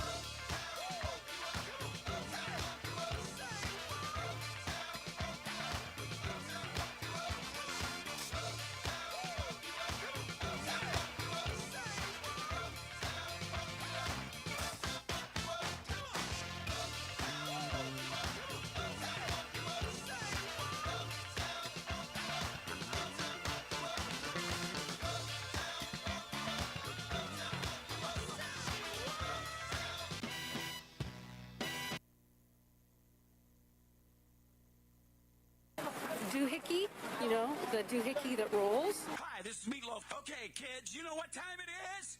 You know what time it is? It's Outlaw Radio time! The most imitated radio station in the nation. I'm crew is standing in line for some fun to begin, but I found a good thing leaving me with a grin. It's time for Outlaw Radio to begin. You have the great Billy Gibbons here? Yeah. Very cool. He just passed out. Hey, that didn't sound too bad. Huh? At the Lightning Lounge. Oh, man. We're here with Matt. Oh, yeah. At the Lightning Lounge. Oh, little Outlaw Radio. We're here with Matt. And he's not fat. We got all these guys and girls in the house. Let me tell you, that's where it's at. And that's, ladies and gentlemen, Matt Allen. Pass me a gallon. Oh, yeah. Oh, yeah. Oh, yeah. Have mercy, baby. Welcome back to third hour of Matchy Matt's Outlaw Radio. Smoking, drinking, interrupted, everybody. Y'all. Oh, yeah. Hey, Mark, CG Boyer, wake up. You're gonna want to be woke for this one. Oh, yeah. Yeah. Just in, my friends, Bruce Glover, the villainous Mr. Wint in Diamonds Are Forever, dies at 92. Yeah. Now, I never knew, and by the way, Mr. Wint in Diamonds Are Forever, the two guys who were villains, who were they homo? Were they homos? Were they homo-ners, or did they rent? Those two played gay villainous guys. And this was like 1970. And Mark, there's a reason why no one can hear you. Right. I see it. But he doesn't have the mic down loud enough. It's so irritating. It's so easy to do. You pull the mic down loud enough or grow a couple inches in your ass, which you've done. So I don't understand. No. Oh, my God. No. Now you've done it. No, because Mark will do anything. Just don't touch it. Just don't touch it. Now, so here, this is what blew my mind. I never knew that Bruce Glover's son is Crispin Glover. Did you know that? No. Yes, I did. I did not know that. You did not. I did know that because I went to school with Crispin Glover. Hold on. Then Crispin. Now listen, Tattoo Dave. Then did you know that his dad, Bruce Glover, was the villainous Mr. Wint? I did not. I knew his dad was an actor. I did not, but Crispin Glover is a weird dude, man. I'm telling you. Well, by the way, Bruce Glover was a weird dude in this movie. Total typecast that had to be on both parts. You went to Beverly Hills High? Yes. Yeah. An unorthodox actor. This guy, he always played sort of weird part. Mr. Wint was an odd part in Diamonds Are Forever. A highly underrated movie. It was the last official Bond with Sean Connery. The very last official James Bond with Sean Connery. He did another one, but it wasn't sanctioned by the Bond folks. It was called Never Say Never Again, which was still great because Sean Connery is great. 92. What did he die from? Bruce Glover. Yeah, I know. All the good ones, man. He had the distinctive aftershave. See, and that's how James Bond knew that he was around. He partnered with Putter Smith's Mr. Kidd in Diamonds Are Forever, and his son, Back to the Future actor Crispin Glover. How did I never know that? How did I never effing know that? And he was the freaky thin guy in Charlie's Angels. He's done a bunch of stuff. Yeah. Well, God bless you, man. Thank you for making our lives a little richer. At least those of us Bond fans who love Diamonds Are Forever. And shout out to our viewers and listeners in Yemen. Coming up, we'll have a chance for you to win front row tickets to see Houthis and the Blowfish. I got an email from someone that said it should have been Houthis. Shouldn't have been. Should have been Houthis. Should have been Houthis. Well, it's not even plural. It's Hootie. He said it differently last time. In order for this joke to work, It's Houthi. Houthis in the... And the city of Philadelphia has renamed the street. Maybe you heard me, but for those of you who just tuned in to Magic Matt's Outlaw Radio on YouTube, on Rumble, and on X, and the finest radio station, city of Philadelphia just renamed a street after actor Will Smith. And just like Will Smith, the street goes both ways. So you see, I mean, that's the rumor out there regarding Will, who, by the way, I saw it in half on a stage in Midtown Manhattan back in the day. Well, Matt, you've always said throughout the years He's a that you smart thought guy. He's very intelligent, very He's smart. an Ivy League smart kid, man. No longer a kid, but who makes bad decisions at the Oscars. yeah, obviously he does. So Gavin Newsom, who is our governor here in the formerly great state of California, says there are tons of examples against biological men playing women's sports. It's wrong, and he said this on HBO's Gavin Newsom show. No, it's Bill Maher show. Some things you just do for yourself. That always makes me chuckle. Well, I mean, Bill if you ever did interview him, you would have to do that. Oh, I would. Yeah. Yeah, I mean, And he'd say, it's Mahar, man. and then keep it up. And I'd say, no, it's not Mahar. It's Mar. And then we all do. It's Mar. He doesn't pronounce the H-E-R. No. So on Bill Maher show. Bill Maher. On Bill Maher's show, Real Time, Bill Maher said... It's just so stupid. It's said funny. that there are tons of examples to demonstrate why allowing biological men to play women's sports isn't fair, including one from 18 months ago. Teachers shouldn't have to snitch, turn in kids to parents. There's so many reasons not to like our governor. First of all, he's a terrible leader. Second of all, he's a bad manager of the formerly great state of California. He says... and third of all, an overall liar. bad person. Yeah, a lying piece of crap. Bold-faced liar. Yeah, he says teachers shouldn't have to snitch, turn in kids to parents. Governor Newsom on the Bill Maher That's show got his own names for everyone. Defended- Gavin Newsom and Bill Maher. defended California law allowing teachers to not tell parents about students changing their gender identity I heard about this, by yeah. stating that under the prior law, a teacher would be fired if they did. Wow. Yeah, so they're not allowed. So the parents should not be in control Nope. of their children. No. And Sophia Bush declares war because she says queer values are American values at the GLAAD Awards.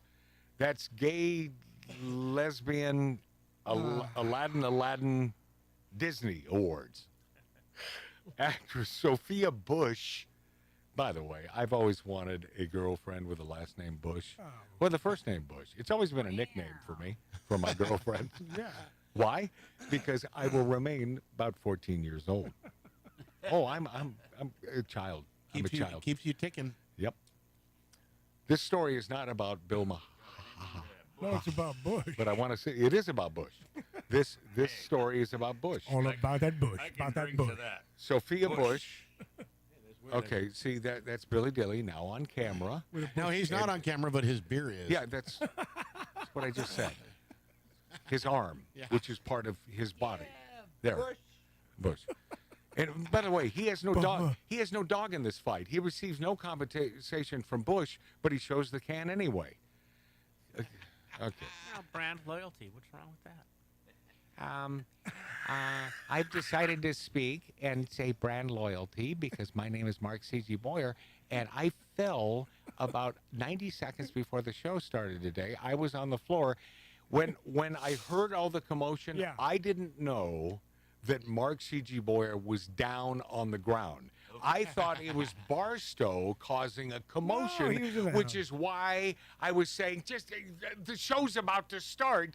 I didn't know that Mark may have been harmed. Well, it wouldn't have mattered, though. The show must go on. Yeah, it does. The show must go on. Well, you should have seen the look on his face as he's going down, man. It was the weirdest, like. Well, here, pull up Mark. It's just M-A-R-K on that little rig in front of you. This is the first time he went down and he started bleeding out on the show. This is the actual, real sound that Mark made on this broadcast. Here we go. Bam. We happen to be live on the air, and that was not fabricated. No. Play it again. And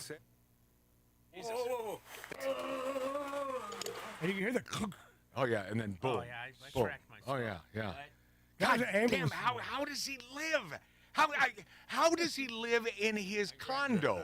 How does he get from one story to the other? I usually roll down the steps. I just don't get it, man. I don't get it. I don't know how you do it. I don't know how you do it.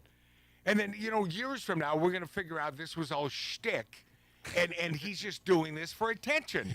He's going to pull off a mask and Yes. hop out of that body. Just like the left, just like the LGBTQs. Pay attention to me. Actress Sophia Bush declared queer values are American values and lamented that marginalizing people under attack at the 2025 GLAAD Media Awards. Who's marginalizing anyone? Who's marginalizing who is marginalizing anyone? I certainly am not, and I voted for Donald Trump and love America. But I would never marginalize anyone. My membership card came in the mail, Bush said, pulling out a U-Haul card from the corset before introducing GLAAD CEO Sarah Kate Ellis at the event. Listen, when I commit, I commit. The One Tree Hill star continued. I have no idea. And commitment is exactly what GLAAD is all about, ensuring that acceptance isn't just a buzzword, but a reality. Yes, on screen, but also off. Everyone in this room knows that representation changes lives. What? No one is against... Yes, of course, there are probably a few a-holes who are, it's like, yeah, them They're gay... extreme anything. Them gay people, and they're the first ones who would get you in the ass. Yeah. Right? And I even hate to say hillbillies, because I don't even know what that means in the context of hillbillies. I don't want to put down anyone that I would probably get along with them hillbillies unless they were trying to nab me in my buttocks. Well, then I'm not accepting that. Get out of my behind. Yes. Get out of my vagina. I mean, get out. The point here is that no one is trying to marginalize, I can't say it, but the vast majority, and certainly us on the right, we don't.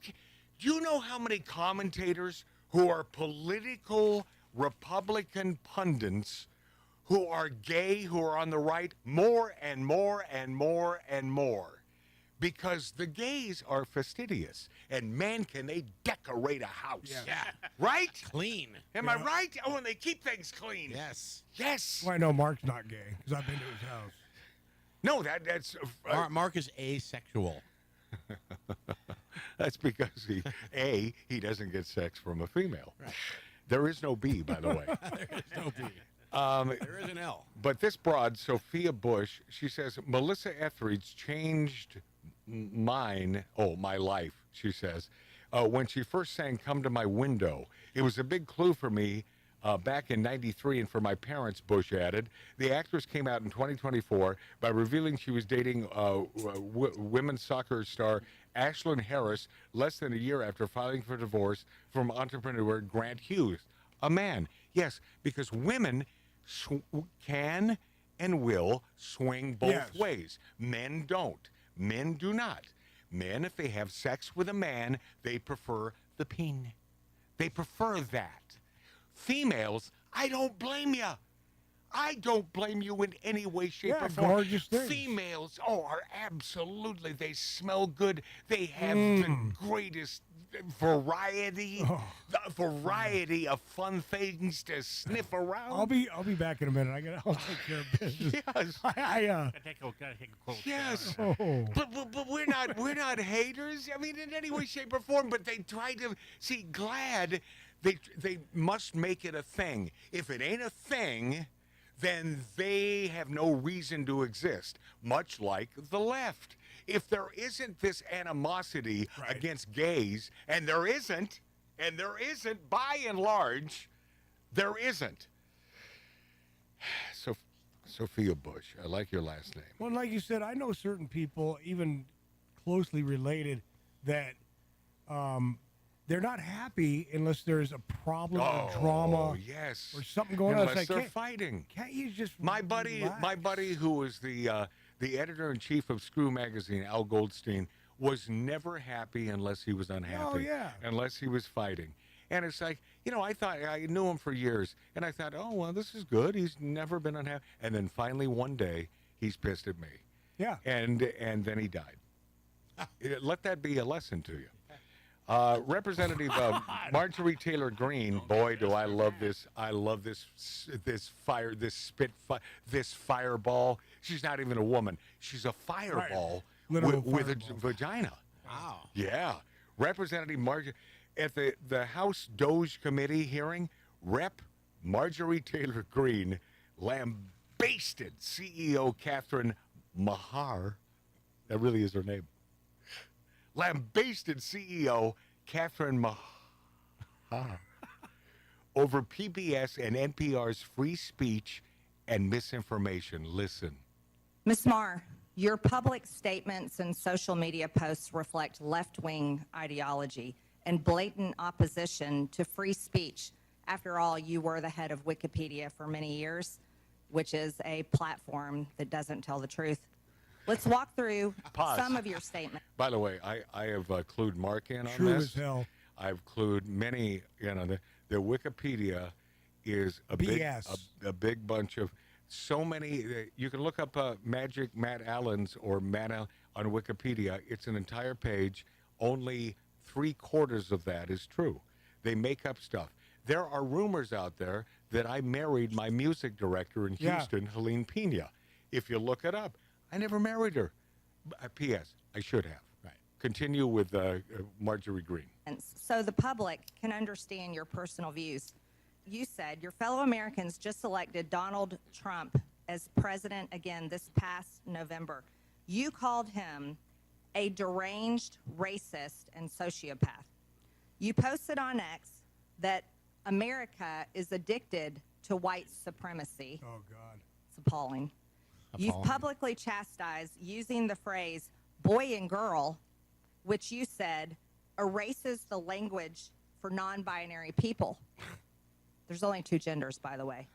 Ms. Maher, the federal funding that your outlet receives comes from all American taxpayer dollars, not just from your viewers who support such statements as these. Correctamundo. Let me inform you that your federal funding is also paid for by the other half of the country, the 77 million Americans who voted for President Trump, someone you called a deranged, racist sociopath. Pause. This is the CEO of PBS who called that man those names. Continue. Ms. Maher, many find your pro-censorship Pause. and anti... I hate to correct you, Representative Marjorie Taylor Greene, but it is it is CEO Catherine Mahar. And by the way, a quick definition of sociopath is somebody that wants others to hurt and to fail. If you look it up. Oh, God. Oh, God. Oh, God. Oh, stop it. Oh, you're hurting my brain. CEO Catherine Mahar. Go.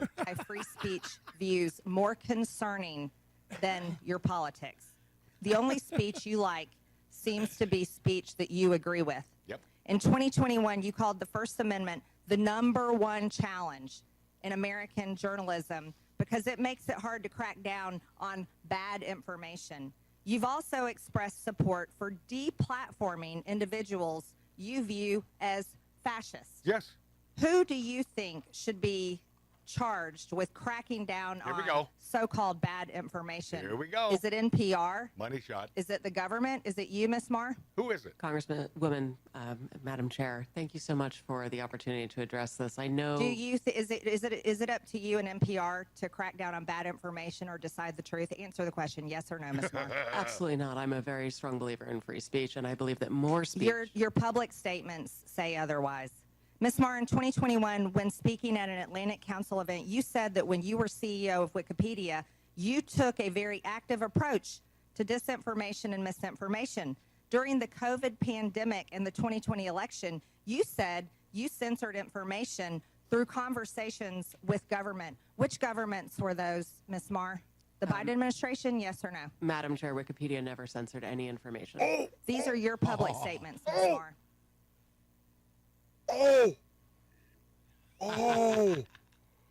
Oh, wow. These are your public statements. Now, she took a grilling, and this CEO of PBS deserved every effing bit of it.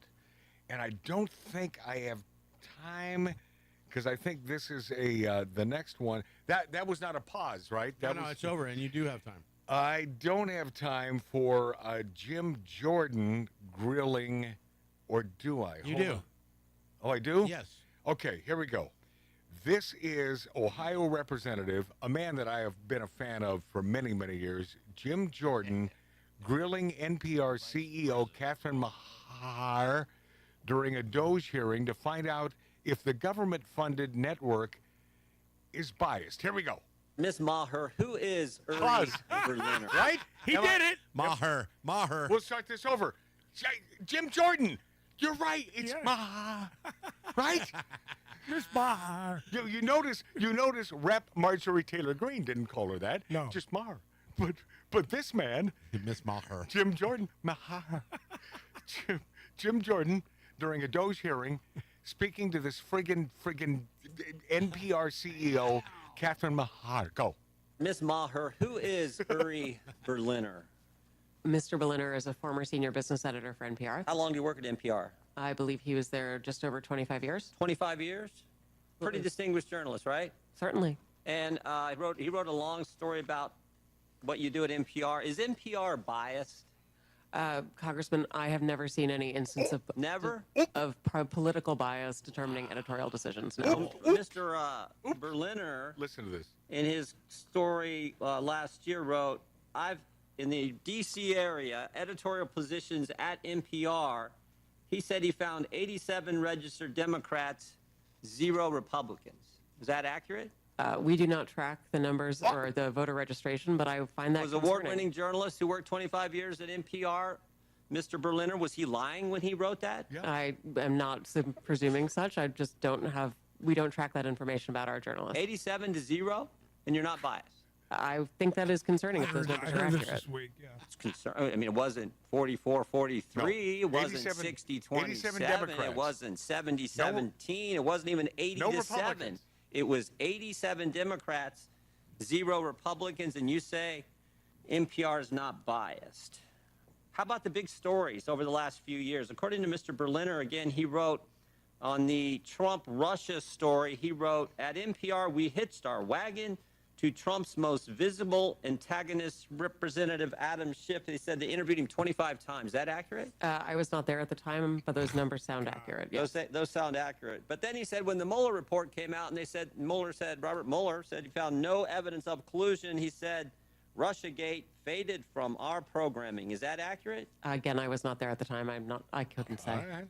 You couldn't say? I was not at NPR. Okay, You didn't Mahar. prepare for that? You knew we were going to ask you about this guy, didn't you? It's come up like 6,000 times already in the hearing. I just couldn't say whether it faded from our coverage, sir. How about this story? October 2020, the New York Post had the Hunter Biden laptop story, and one of those editors, I guess one of those 87 Democrat editors, said this: we don't want to waste our time on stories that are not really stories. We don't want to waste the listeners' and readers' times on stories that are just pure distractions. Was that a pure distraction story?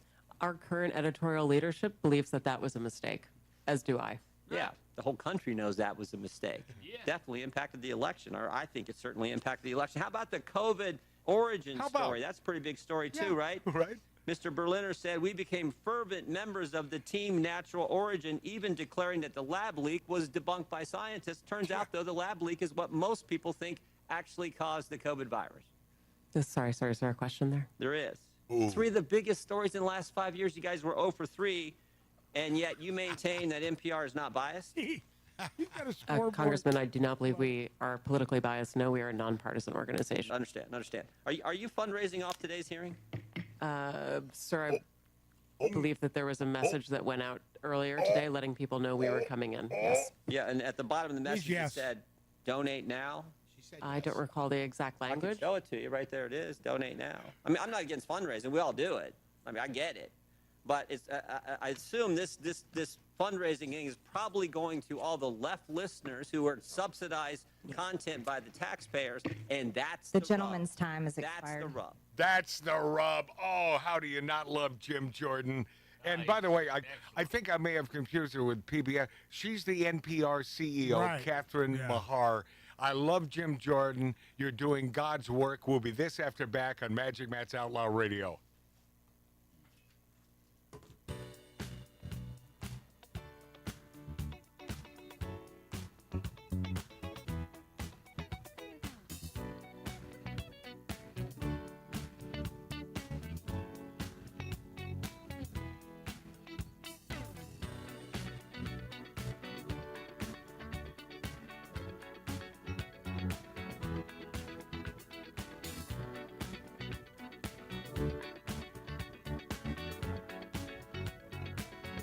Like the legend of the phoenix, all ends with beginnings. What keeps the planet spinning? The force from the beginning. Look. We've come too far to give up who we are. So let's raise the bar and our cups to the stars. She's up all night to the sun. I'm up all night to get some. She's up all night for good fun. I'm up all night to get lucky. We're up all night to the sun. We're up all night to get some. We're up all night for good fun. We're up all night to get lucky. We're up all night to get lucky. We're up all night to get lucky. We're up all night to get lucky. We're up all night to get lucky.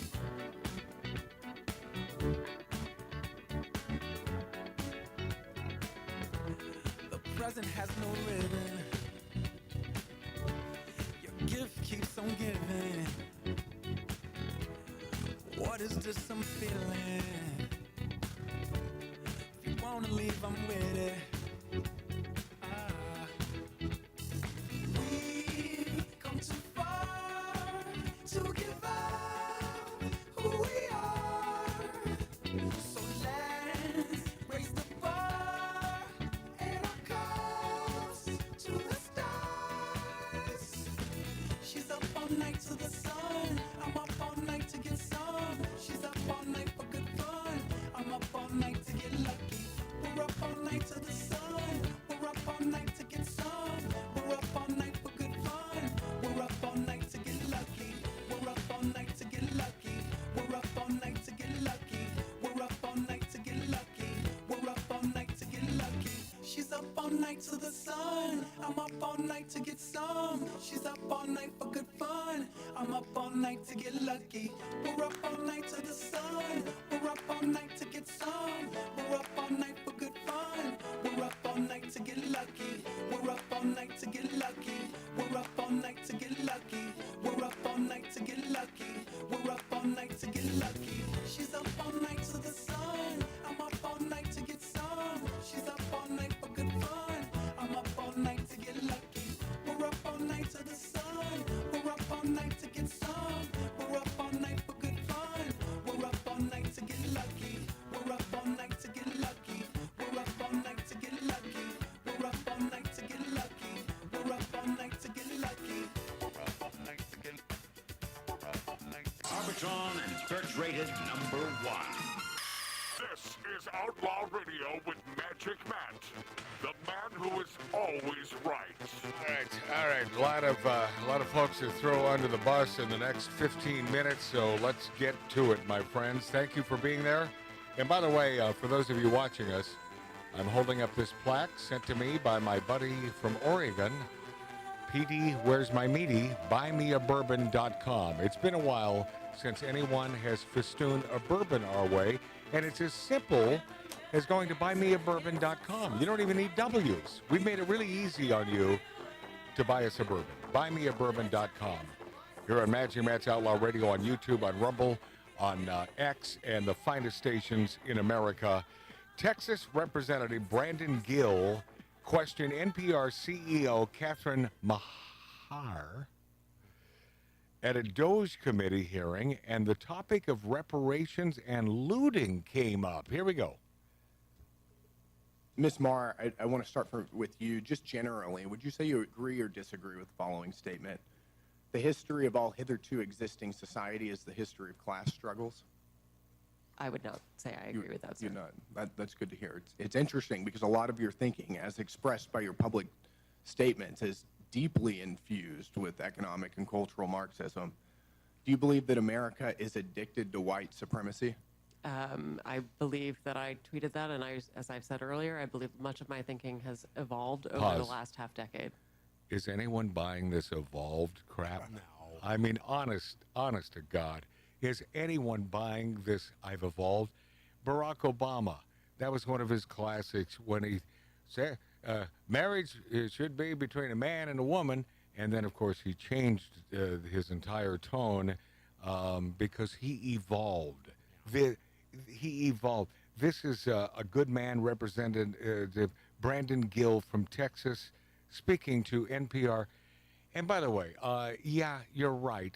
Someone threw in their message on our YouTube page and said, why didn't you bring up NPR when you had Uncle Dick on the phone? Because Uncle Dick is a big fan. Yeah. That would have stirred the pot. I think that was Steve Abbott. And my first thought was, why do I need to do? The second thought is, yes, I should talk to him about NPR. Yeah. But then he'll blast it even louder when he's taking me back to the airport. That's what I said. It'd be a catch okay, so this is Brandon Gill with this idiot stick, who, by the way, this Catherine Mahar, very attractive woman, CEO of NPR, the organization that I despise, and supposedly only funding from Americans is 10%. They don't need our money to trash us on the right. So just stop it already. The right thing to do is no more government funding. It's over. Go. It has evolved. Why did you tweet that? I don't recall the exact They're context, such liars. so I wouldn't be able to say. Okay. Hot, but Do you a liar. believe that America believes in black plunder and white democracy?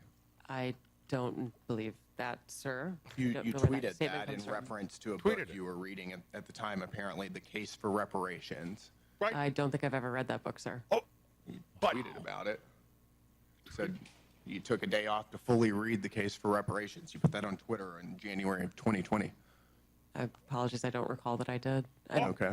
I no doubt that your tweet there is correct, but I don't recall. It was 5 years Okay. ago. Do you believe that white people inherently feel superior to other races? I do not. You don't? You tweeted something to that effect. You said, I grew up feeling superior. Ha, how white of me. Why did you tweet that? I think I was probably reflecting on what it was to grow up in an environment where I had lots of advantages. It sounds like you're saying that Pause. white people feel superior. Your advantage, my friend, my CEO friend of NPR, Catherine Mahar, is that you are a hot chick. That's your advantage.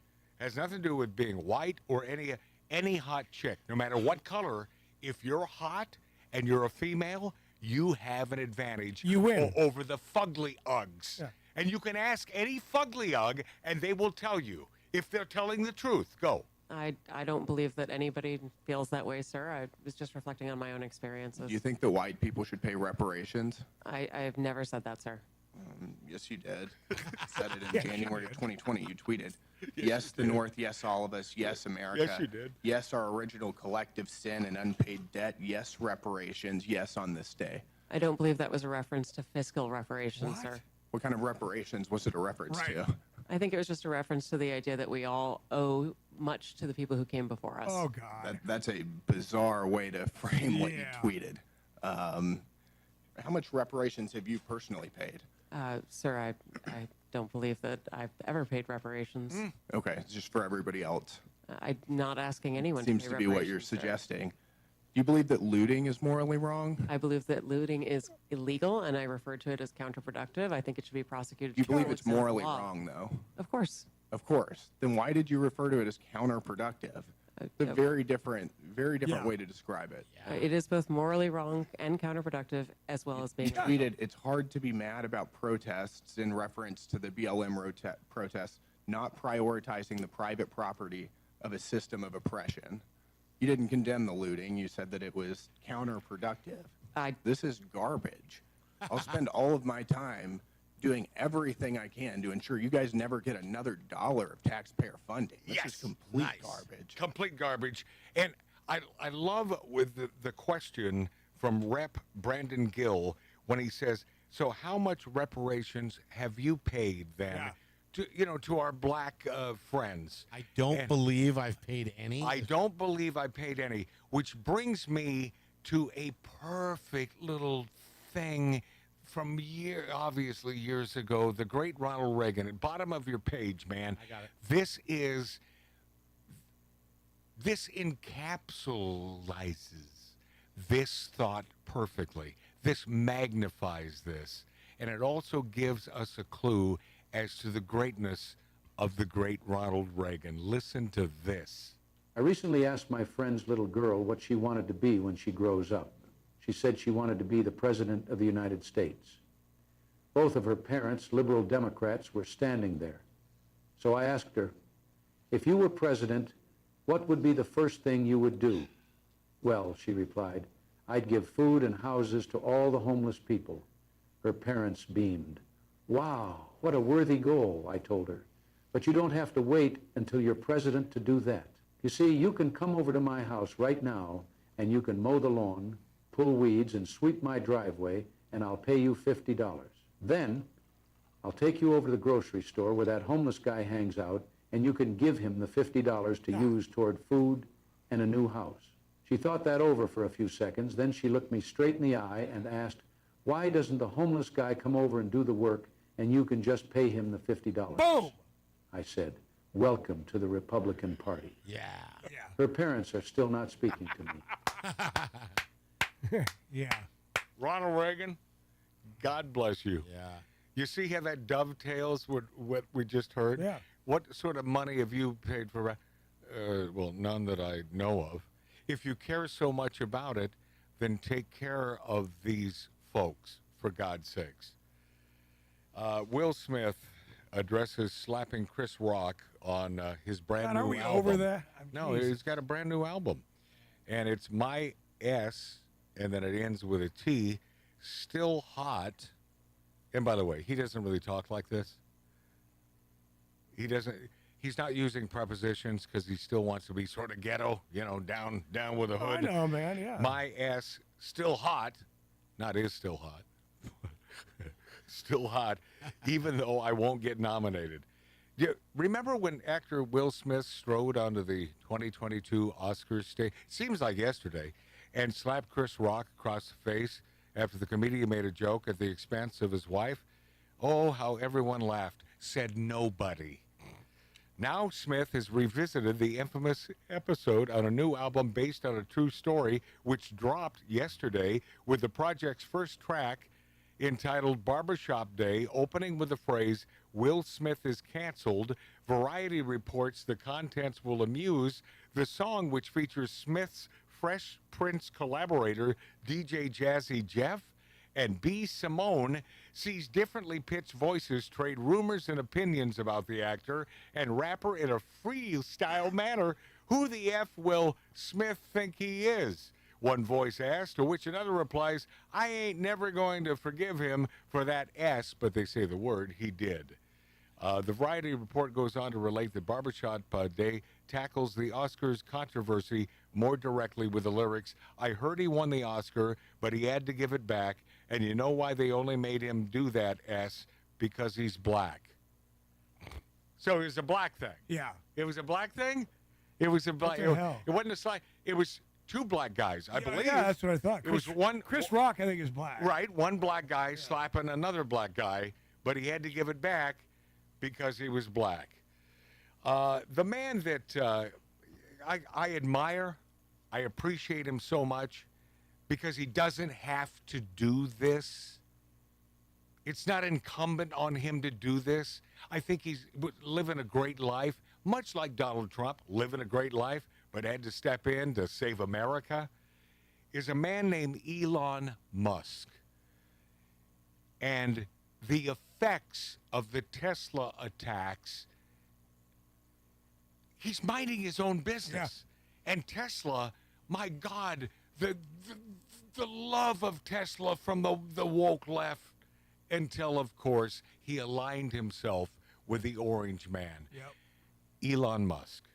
My companies are suffering because I'm in the government. Do you think it helps sales if dealerships are being firebombed? Of course not. And Tesla customers are being intimidated all over the country and all over Europe. Does that help Tesla? I mean, you had Tim Waltz, who's a huge jerk, running around on stage with the Tesla stock price where the stock price had gone in half, and he was overjoyed. But what an evil thing to do. Don't you? Yeah. See, I laughed at that too. Huge Tattoo jerk. Dave. Yeah, it's great. Who's a huge jerk. jerk. You know, which is a mild way. You know, Trump, I think, would have been more over the top. But this man, he's just thinking to himself, well, that's a jerky thing to do. Well, yeah, it's not nice. Evil. Lot of folks in Wisconsin, their stock portfolio is Tesla. Oh, yeah. Is Tesla. And how the left loved it when they came out and like, oh, look at these. We're going to save the world with these cars, and now they hate them. This guy is, this Tim Waltz, by the way, no backbone, a 100% puss. God. I wouldn't even smack him because it would kill him. Yeah. That guy is a puss-aroo. You remember when he was on with Gavin Newsom, what, a week ago? Sounded like this. Can't just dismiss people. This How do you notion fight it? Well, this I notion think of I can tax. kick most of their ass. I do think that if they want to. I know I can run them, but I don't know if we're going to fall into that place where we want to. Okay, we challenge you to a WWE fight here type of thing. Counter But it's a natural reaction. I think it's one of the reasons we're losing so many men. And again, it's multi-ethnic. It's not just white men. We're losing them. We're losing them to these guys online. We're losing them people that I'm bringing on this podcast as well. That's why I brought. These are bad guys, though. These are bad guys. But they exist, and we could deny they exist. They exist. Not only they exist, they persist, and they're actually influencing young kids every single day. How do we push some of those guys back under a rock? How do we push you under your effing rock? That's where you live, Tim Waltz. By the way, I know you're not challenging. I'll challenge you to WWE. Well, no, he can kick most of your ass. Or just our ass. Yeah. Yeah, he can kick our ass. Not asses, but ass. What a dip ass. What a dip ass. What a dip. Oh my God. The bullet went just, if you're watching us on you, went that way. Just missed us. Can you imagine those two in charge of America?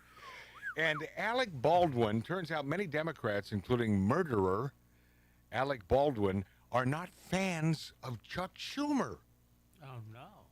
Why don't you start to do the epic takedown of the people who are responsible, who have a conscience? Members of Congress, Democratic members of Congress, a lot of people piling up on Schumer, which I think is right. Schumer should not have agreed with them. I think that was, once again, Schumer is beholden to financial interests. Yeah, right. And argues like you're not. that his links to the financial community like you're not. Are responsible for him raising money for the DSCC. We need to hold to account other people. I don't believe a friggin' thing Baldwin says. Like Alec Baldwin is not beholden to financial interests. No. Why else would he not be doing that piece of crap, low-rated reality show with his stupid wife? Yeah. And I say stupid wife because her name is not Hilaria. She is not Spanish. She's from Boston, for God's sakes. And I want to go out with this one more time. To understand that so many years ago, in control of the United States of America, we had a good man. Why is it that folks didn't understand how good he was and stay Republican, stay on the right? He had everything rolling, much like Donald Trump in his first 4 years.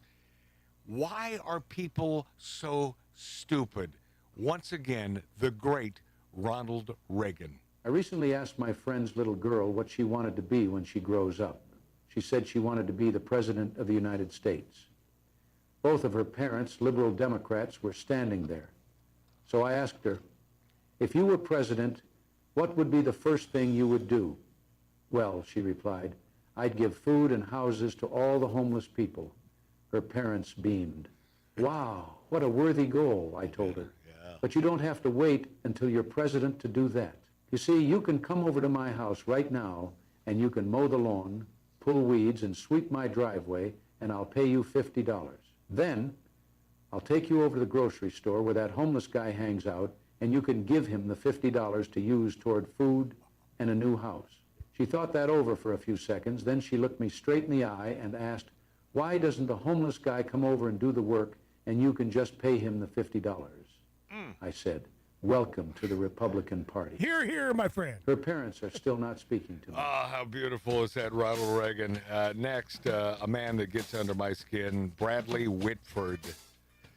Bradley. Guitar player from Aerosmith? Brad Whitford, yeah, that's one Really? of the guitar players. This is not the guitar player from Aerosmith. The guitar player for Aerosmith, Brad And Whitford. a trailer has just been released for Alec Baldwin's troubled Western Rust film. Oh, boy.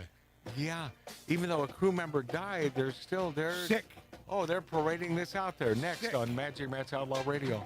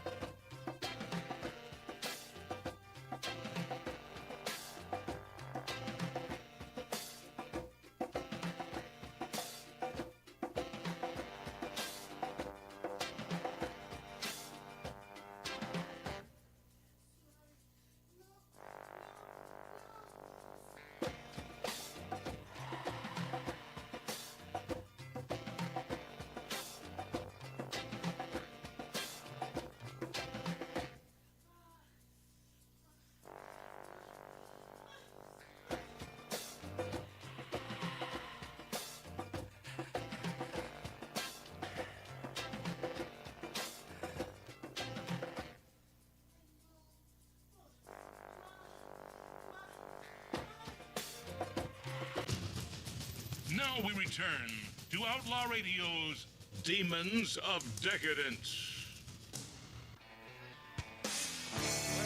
Where in the hell is this bottle?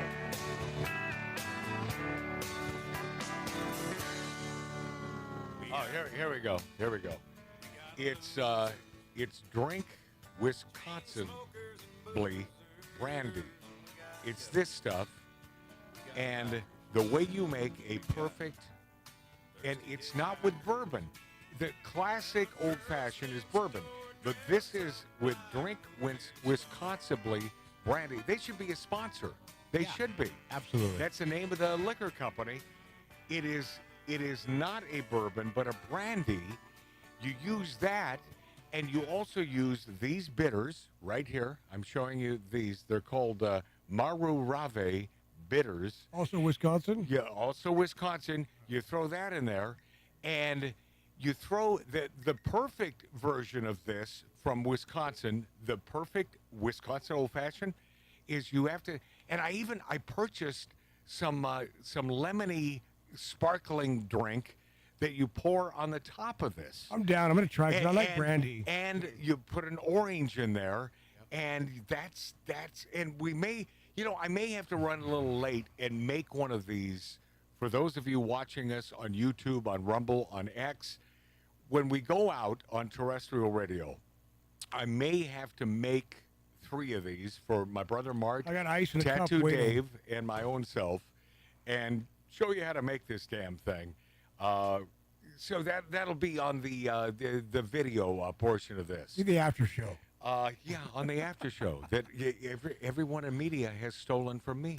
Matt, what is the difference between the actual show and the after show? Well, you see, It's an the after after show comes after the show. Oh, got it. Bradley Whitford says Trump era is worst Handmaid's Tale episode ever. One of the stars of the Handmaid's Tale told a crowd at Paley Fest that the Trump era is putting America through the worst Handmaid's Tale episode ever. Mark, you've been a Democrat voter for years. You've been on the left for years. Do you see it that way? Be honest with me, Mark C.G. Boyer, No. who almost died. No. Right? Do you see this as a good thing for America? The Handmaid's Tale or Trump? Trump is good. Trailer release. Trump is good. Trump good. Trump is good. Trump good. Sir Matt. Taylor out. Trump good. Trailer release for Alec Baldwin's troubled Western Rust after film crew member's death. The first teaser footage of Alec Baldwin's troubled Western film Rust has been released in the wake.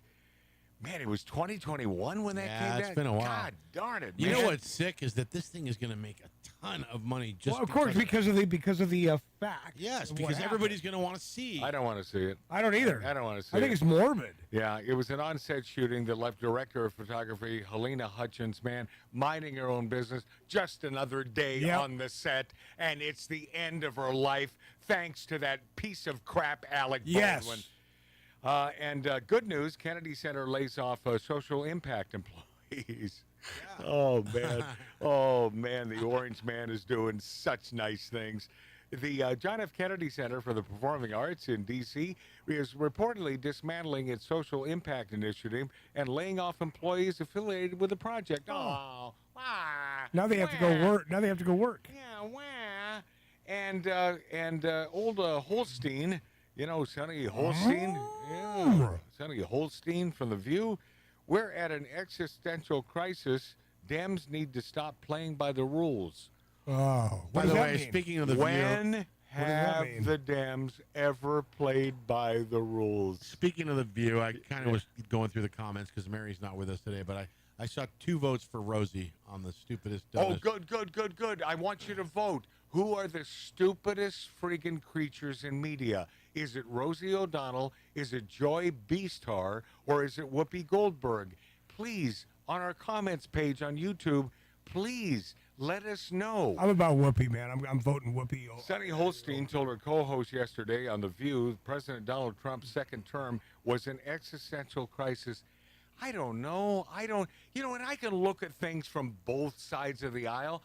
I don't see it that way. What am I missing? Mark C.G. Boyer, you've been a Democrat all your life. What Yes, am I I have. missing? What am I missing? I have absolutely no clue. I don't see them missing anything. It's just stupid. What Matt's missing. But would you think that you're missing a brain cell? Would you think? I don't think I have any left. Okay. I think they went away with his taint. Thanks to Tattoo Possible. Dave. Thanks to my brother Marty. Thanks to Billy Dilly out there slaving over hot coals. He's not even barbecuing for us today, but he slaves over hot coals. It's what he likes to do. Mark C.G. Boyer, my lovely daughter Alexandra, who I love a million times around the earth. Mom and Dad, my God, wouldn't it be nice to see them? You're going to see him the 11th of April. I was going to tell you about that. What? What's going on then? They're coming over. Like it was last year, I put together that little jam session and everything. God. My daughter and her boyfriend are going to be That in means town. no sleep for me. It's Friday night. No, it won't be a poker night for me. It's Friday. No, it shouldn't. And I'm just going to tell you, I'm going to have Rod's Tacos. Well, then let's invite catering. folks over. Yeah. Okay? Yeah. Let's have a party. I love you dearly. And Mill Larson, God bless you, man. Proprietor of the Magic Castle, who told me one day at the Owl Bar, enjoying an old-fashioned, he said, Matt, bumblebees can't fly.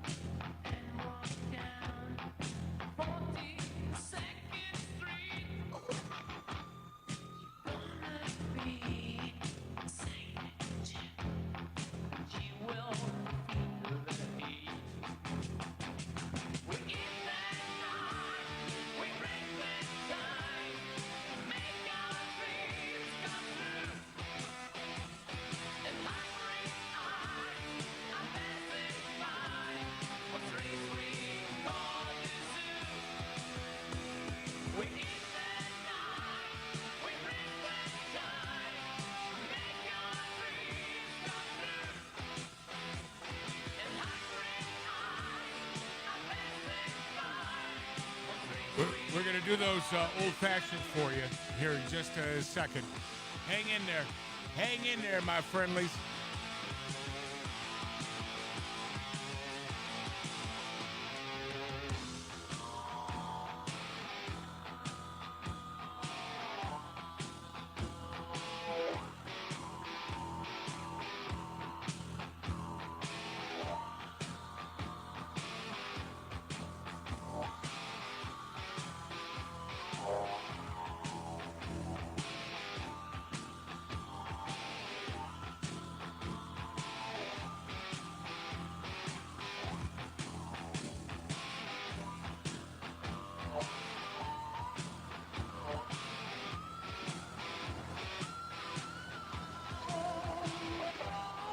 Are the mics up?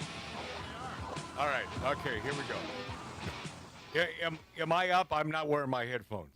I'm not gonna wear my headphones on this. Okay. I've been wanting to do this for a while. We're waiting for ice from Billy Dilly. I have 1 cup of ice. Yeah, well, we need more ice than that.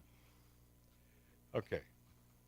Marty's jumping at the chops for Jumping at the chop? Jumping at his chops. Chomping at the bits. Chomping at his bits for some hard liquor. He wants that hard Jumping liquor. at the chops. That's a good lyric. Made with thanks to Beth and Tony, who were nice enough to send us this. Is there a close-up on this? There is. I can do just yours. That would be the close. That's the close-up that I meant. Drink responsibly, brandy, made for this specific cocktail. It's amazing how Cato Kalin knew exactly who they were, but he's not a, not a liquor drinker. It's not amazing. He's from Wisconsin. Yeah, but he's not a boozy. Cato Kalin's father worked in the liquor business. Thank you, Billy. Thank you. You want mine? No, you're not getting any, Marty. You know, I need one more. I forgot to. Hey, Billy, I need one more glass for you. Or if you just want to give me a cup. He's busy out there. Yeah, but I got to make one for Billy Dilly. Our Marine. There's a little water in there. Well, no, let the ice melt. I don't want that. Well, that's what it was for me. Why do I've already got. What do you mean for you? That was my cup with ice for sitting there for a long time. Yeah, I don't need it. Oh. All right. We'll grab a couple glasses there. All right. I'm confused. But I am easily confused. In my opinion, best part of the show, the after show. Officially, I should have had Billy ring the bell. I know. It's the way we used to do things here back in the old days. Uh-oh. No, stop. Oh, yeah, but see, do you see how close he comes to the camera? See what he does? Because he doesn't think about it. No. Although he was nice enough to bring me oranges. But Mark C.G. Boyer. He just bumbles through. The clumsy, the bumbling behemoth. Mark C.G. Boyer. All right. You know what weird thing about Bumbles? Bumbles bounce. Bumbles bounce. So does Mark C.G. Boyer. Okay, here we go. So we got a big-ass... Orange. Billy, no, go. I'd go back that way. Just hand it to him over the doors. Yeah. I finally got that camera working this week, man. Okay.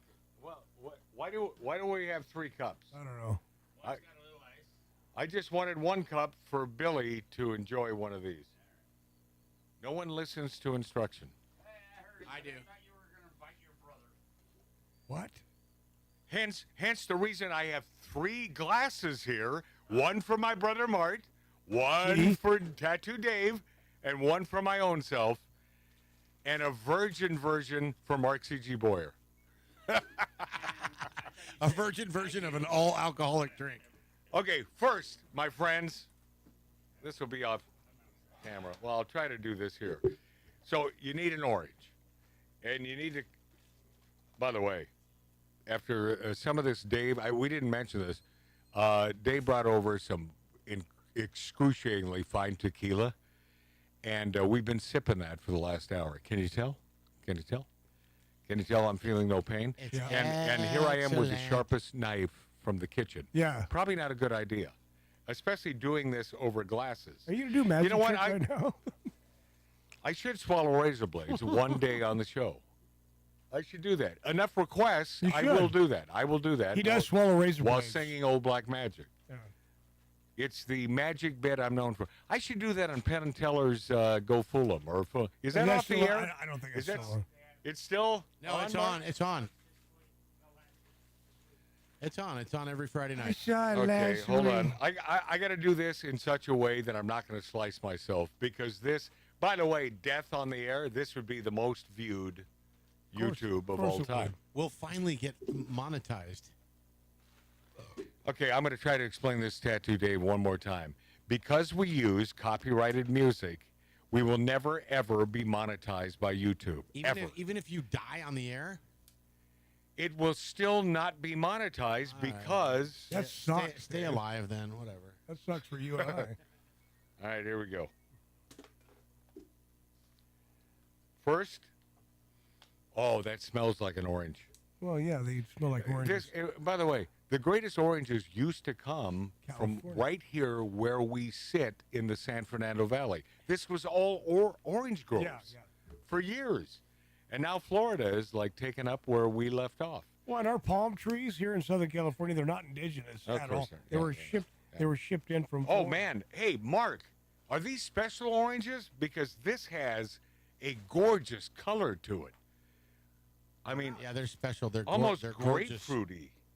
Okay, so we're gonna give They're ourselves. gorgeous? We're gonna give ourselves gorgeous oranges. Some beautiful slices. See, now you know I waited until the after show because if this is simply terrestrial radio, there's no way you're going to put up with this. Oh, I need something to... You got an extra cup. No. I need something to... To muddle? I'll use a pen. We're using liquor, so... To muddle? To muddle. Muddle. To muddle. What's a muddle? What's a muddle with you? Huh? I don't know. Now I'm going to use a pen. Wait, Dave's still here. Okay. Why? Well, Dave here? Is Dave not here? I thought you went to get a muddler. Oh. Dave? No, don't. Why don't you use the end of this light bulb? Yeah, that's a good idea. Break that. Into the drink, dumbass. All right, so here we go. So we got the glasses. By the way, what an homage to the great state of Wisconsin, who, by the way, have they elected that judge yet? This is big, man. Are you guys going to let us down this time, and bring in another liberal judge? And I'm telling you. Well, he didn't let us down last time. Yeah, but the polls are not looking great. The good thing about Wisconsin is the polls are usually wrong, but come on. I mean, come on. All right. So all these glasses have oranges. Now, this is that special Wisconsin Moruvavi Bitters Northern Waters Distillery. And I thought, bitters, schmitters, it's all the same. It's not all the same. I tasted this. This has a smokiness that is just gorgeous. So here we go. One, I'm doing this Milt Larson's method. 3, 4, 5, 6, 7, 8. Just 8. Ocho. 1, 2, 3, 4, 5, 6, 7, 8. I want 9 in mine. 1, 2, 3, 4, 5, 6, 7, 8, 9. Yep. That's for my brother. That's what I wanted. 9. Yeah. And he'll regret this. Oh, yeah, he'll totally regret this. Now, make sure I don't get Marty's. You'll notice I'm cracking this open for the first time. Rum? No, it is. Oh, my Brandy. God. Oh, it's brandy. You're going to need a knife. You're a fine girl. What a good wife you would be. You know, that lead singer is still living and still performing that song in New Jersey. He's from southern New Jersey. Wow. Love that guy. Love that guy's voice. Oh, yeah, man. Okay. Great song. Huge song. All right, here we go. Okay, pop the cork, drink. Pop your top. Responsibly. Hey, and those of you still watching us, and you got to be diehard, fans, and I appreciate it very, very much. Contact Drink Responsibly. Let them know that we're doing this. Yeah.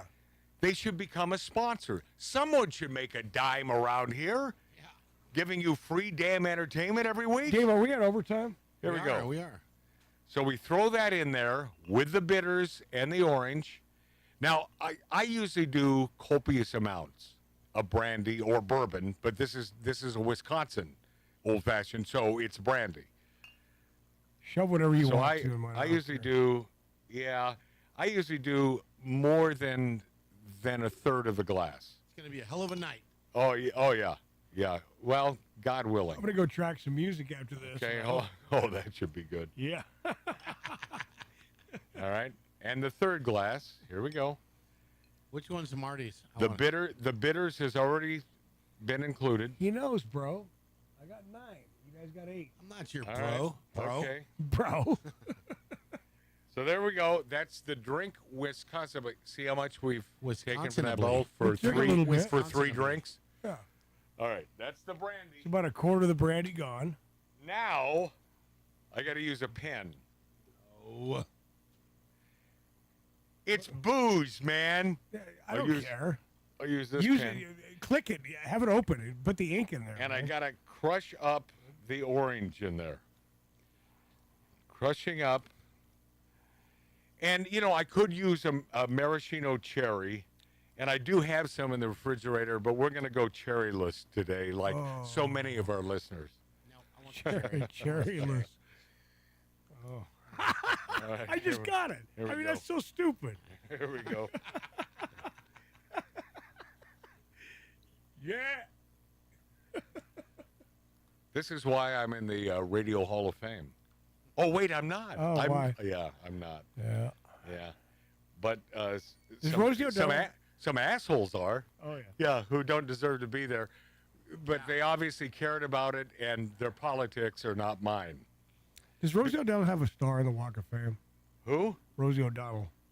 Yeah, I'm assuming. Ugh. Okay, so there we go. We muddled. Okay, see? It's very wet now. Like many of our listeners Oh, and God. viewers of Matching Matt's Outlaw Radio. They On a don't- good day. They don't have cherries. Now, we simply add ice to the brim. Here we go. Is this how Milt Larson would do it?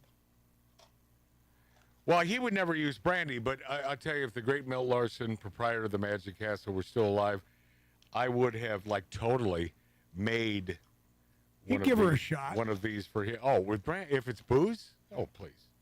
Yeah, bourbon, schmurban. What did he die from? He was only 99. Yeah, it was, 92 years old, man. Okay, here we go. I think we should have some background music. No, well, whatever. No, we don't need it. I should have brought the acoustic in.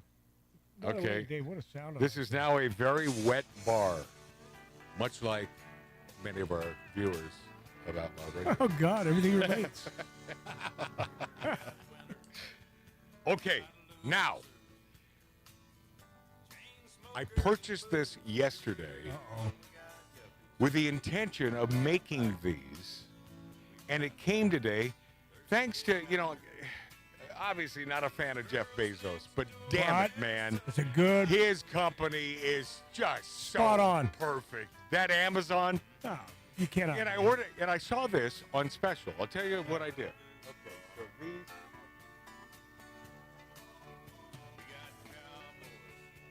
It's a lemonade drink called Starry. That's a cheap 7-Up. I've never heard of Oh, no, Starry. you go to certain. You've heard of Starry? Oh, yeah, I've had Starry because you go to certain drive-throughs, restaurants, and they say, "Well, we don't have 7-Up, we have Starry." Is that right? We don't Never have heard Sprite, of we have Starry. Starry. Never heard it in my life. Oh yeah, man, I'm drinking. Starry's the same as Sprite.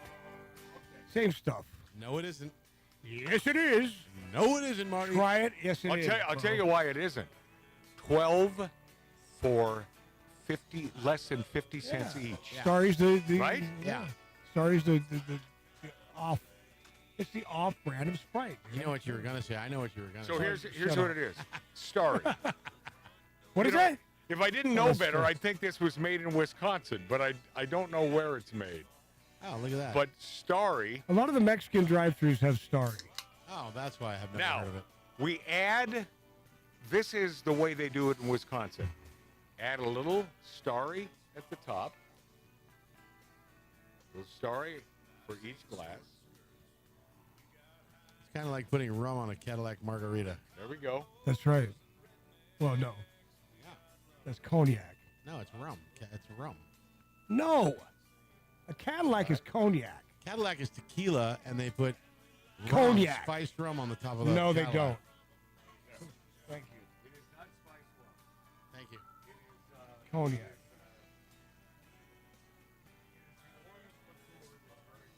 Yeah. What is it called? Grand Marnier. Grand Marnier. That's what it is. It's Grand Marnier. Okay. Rum.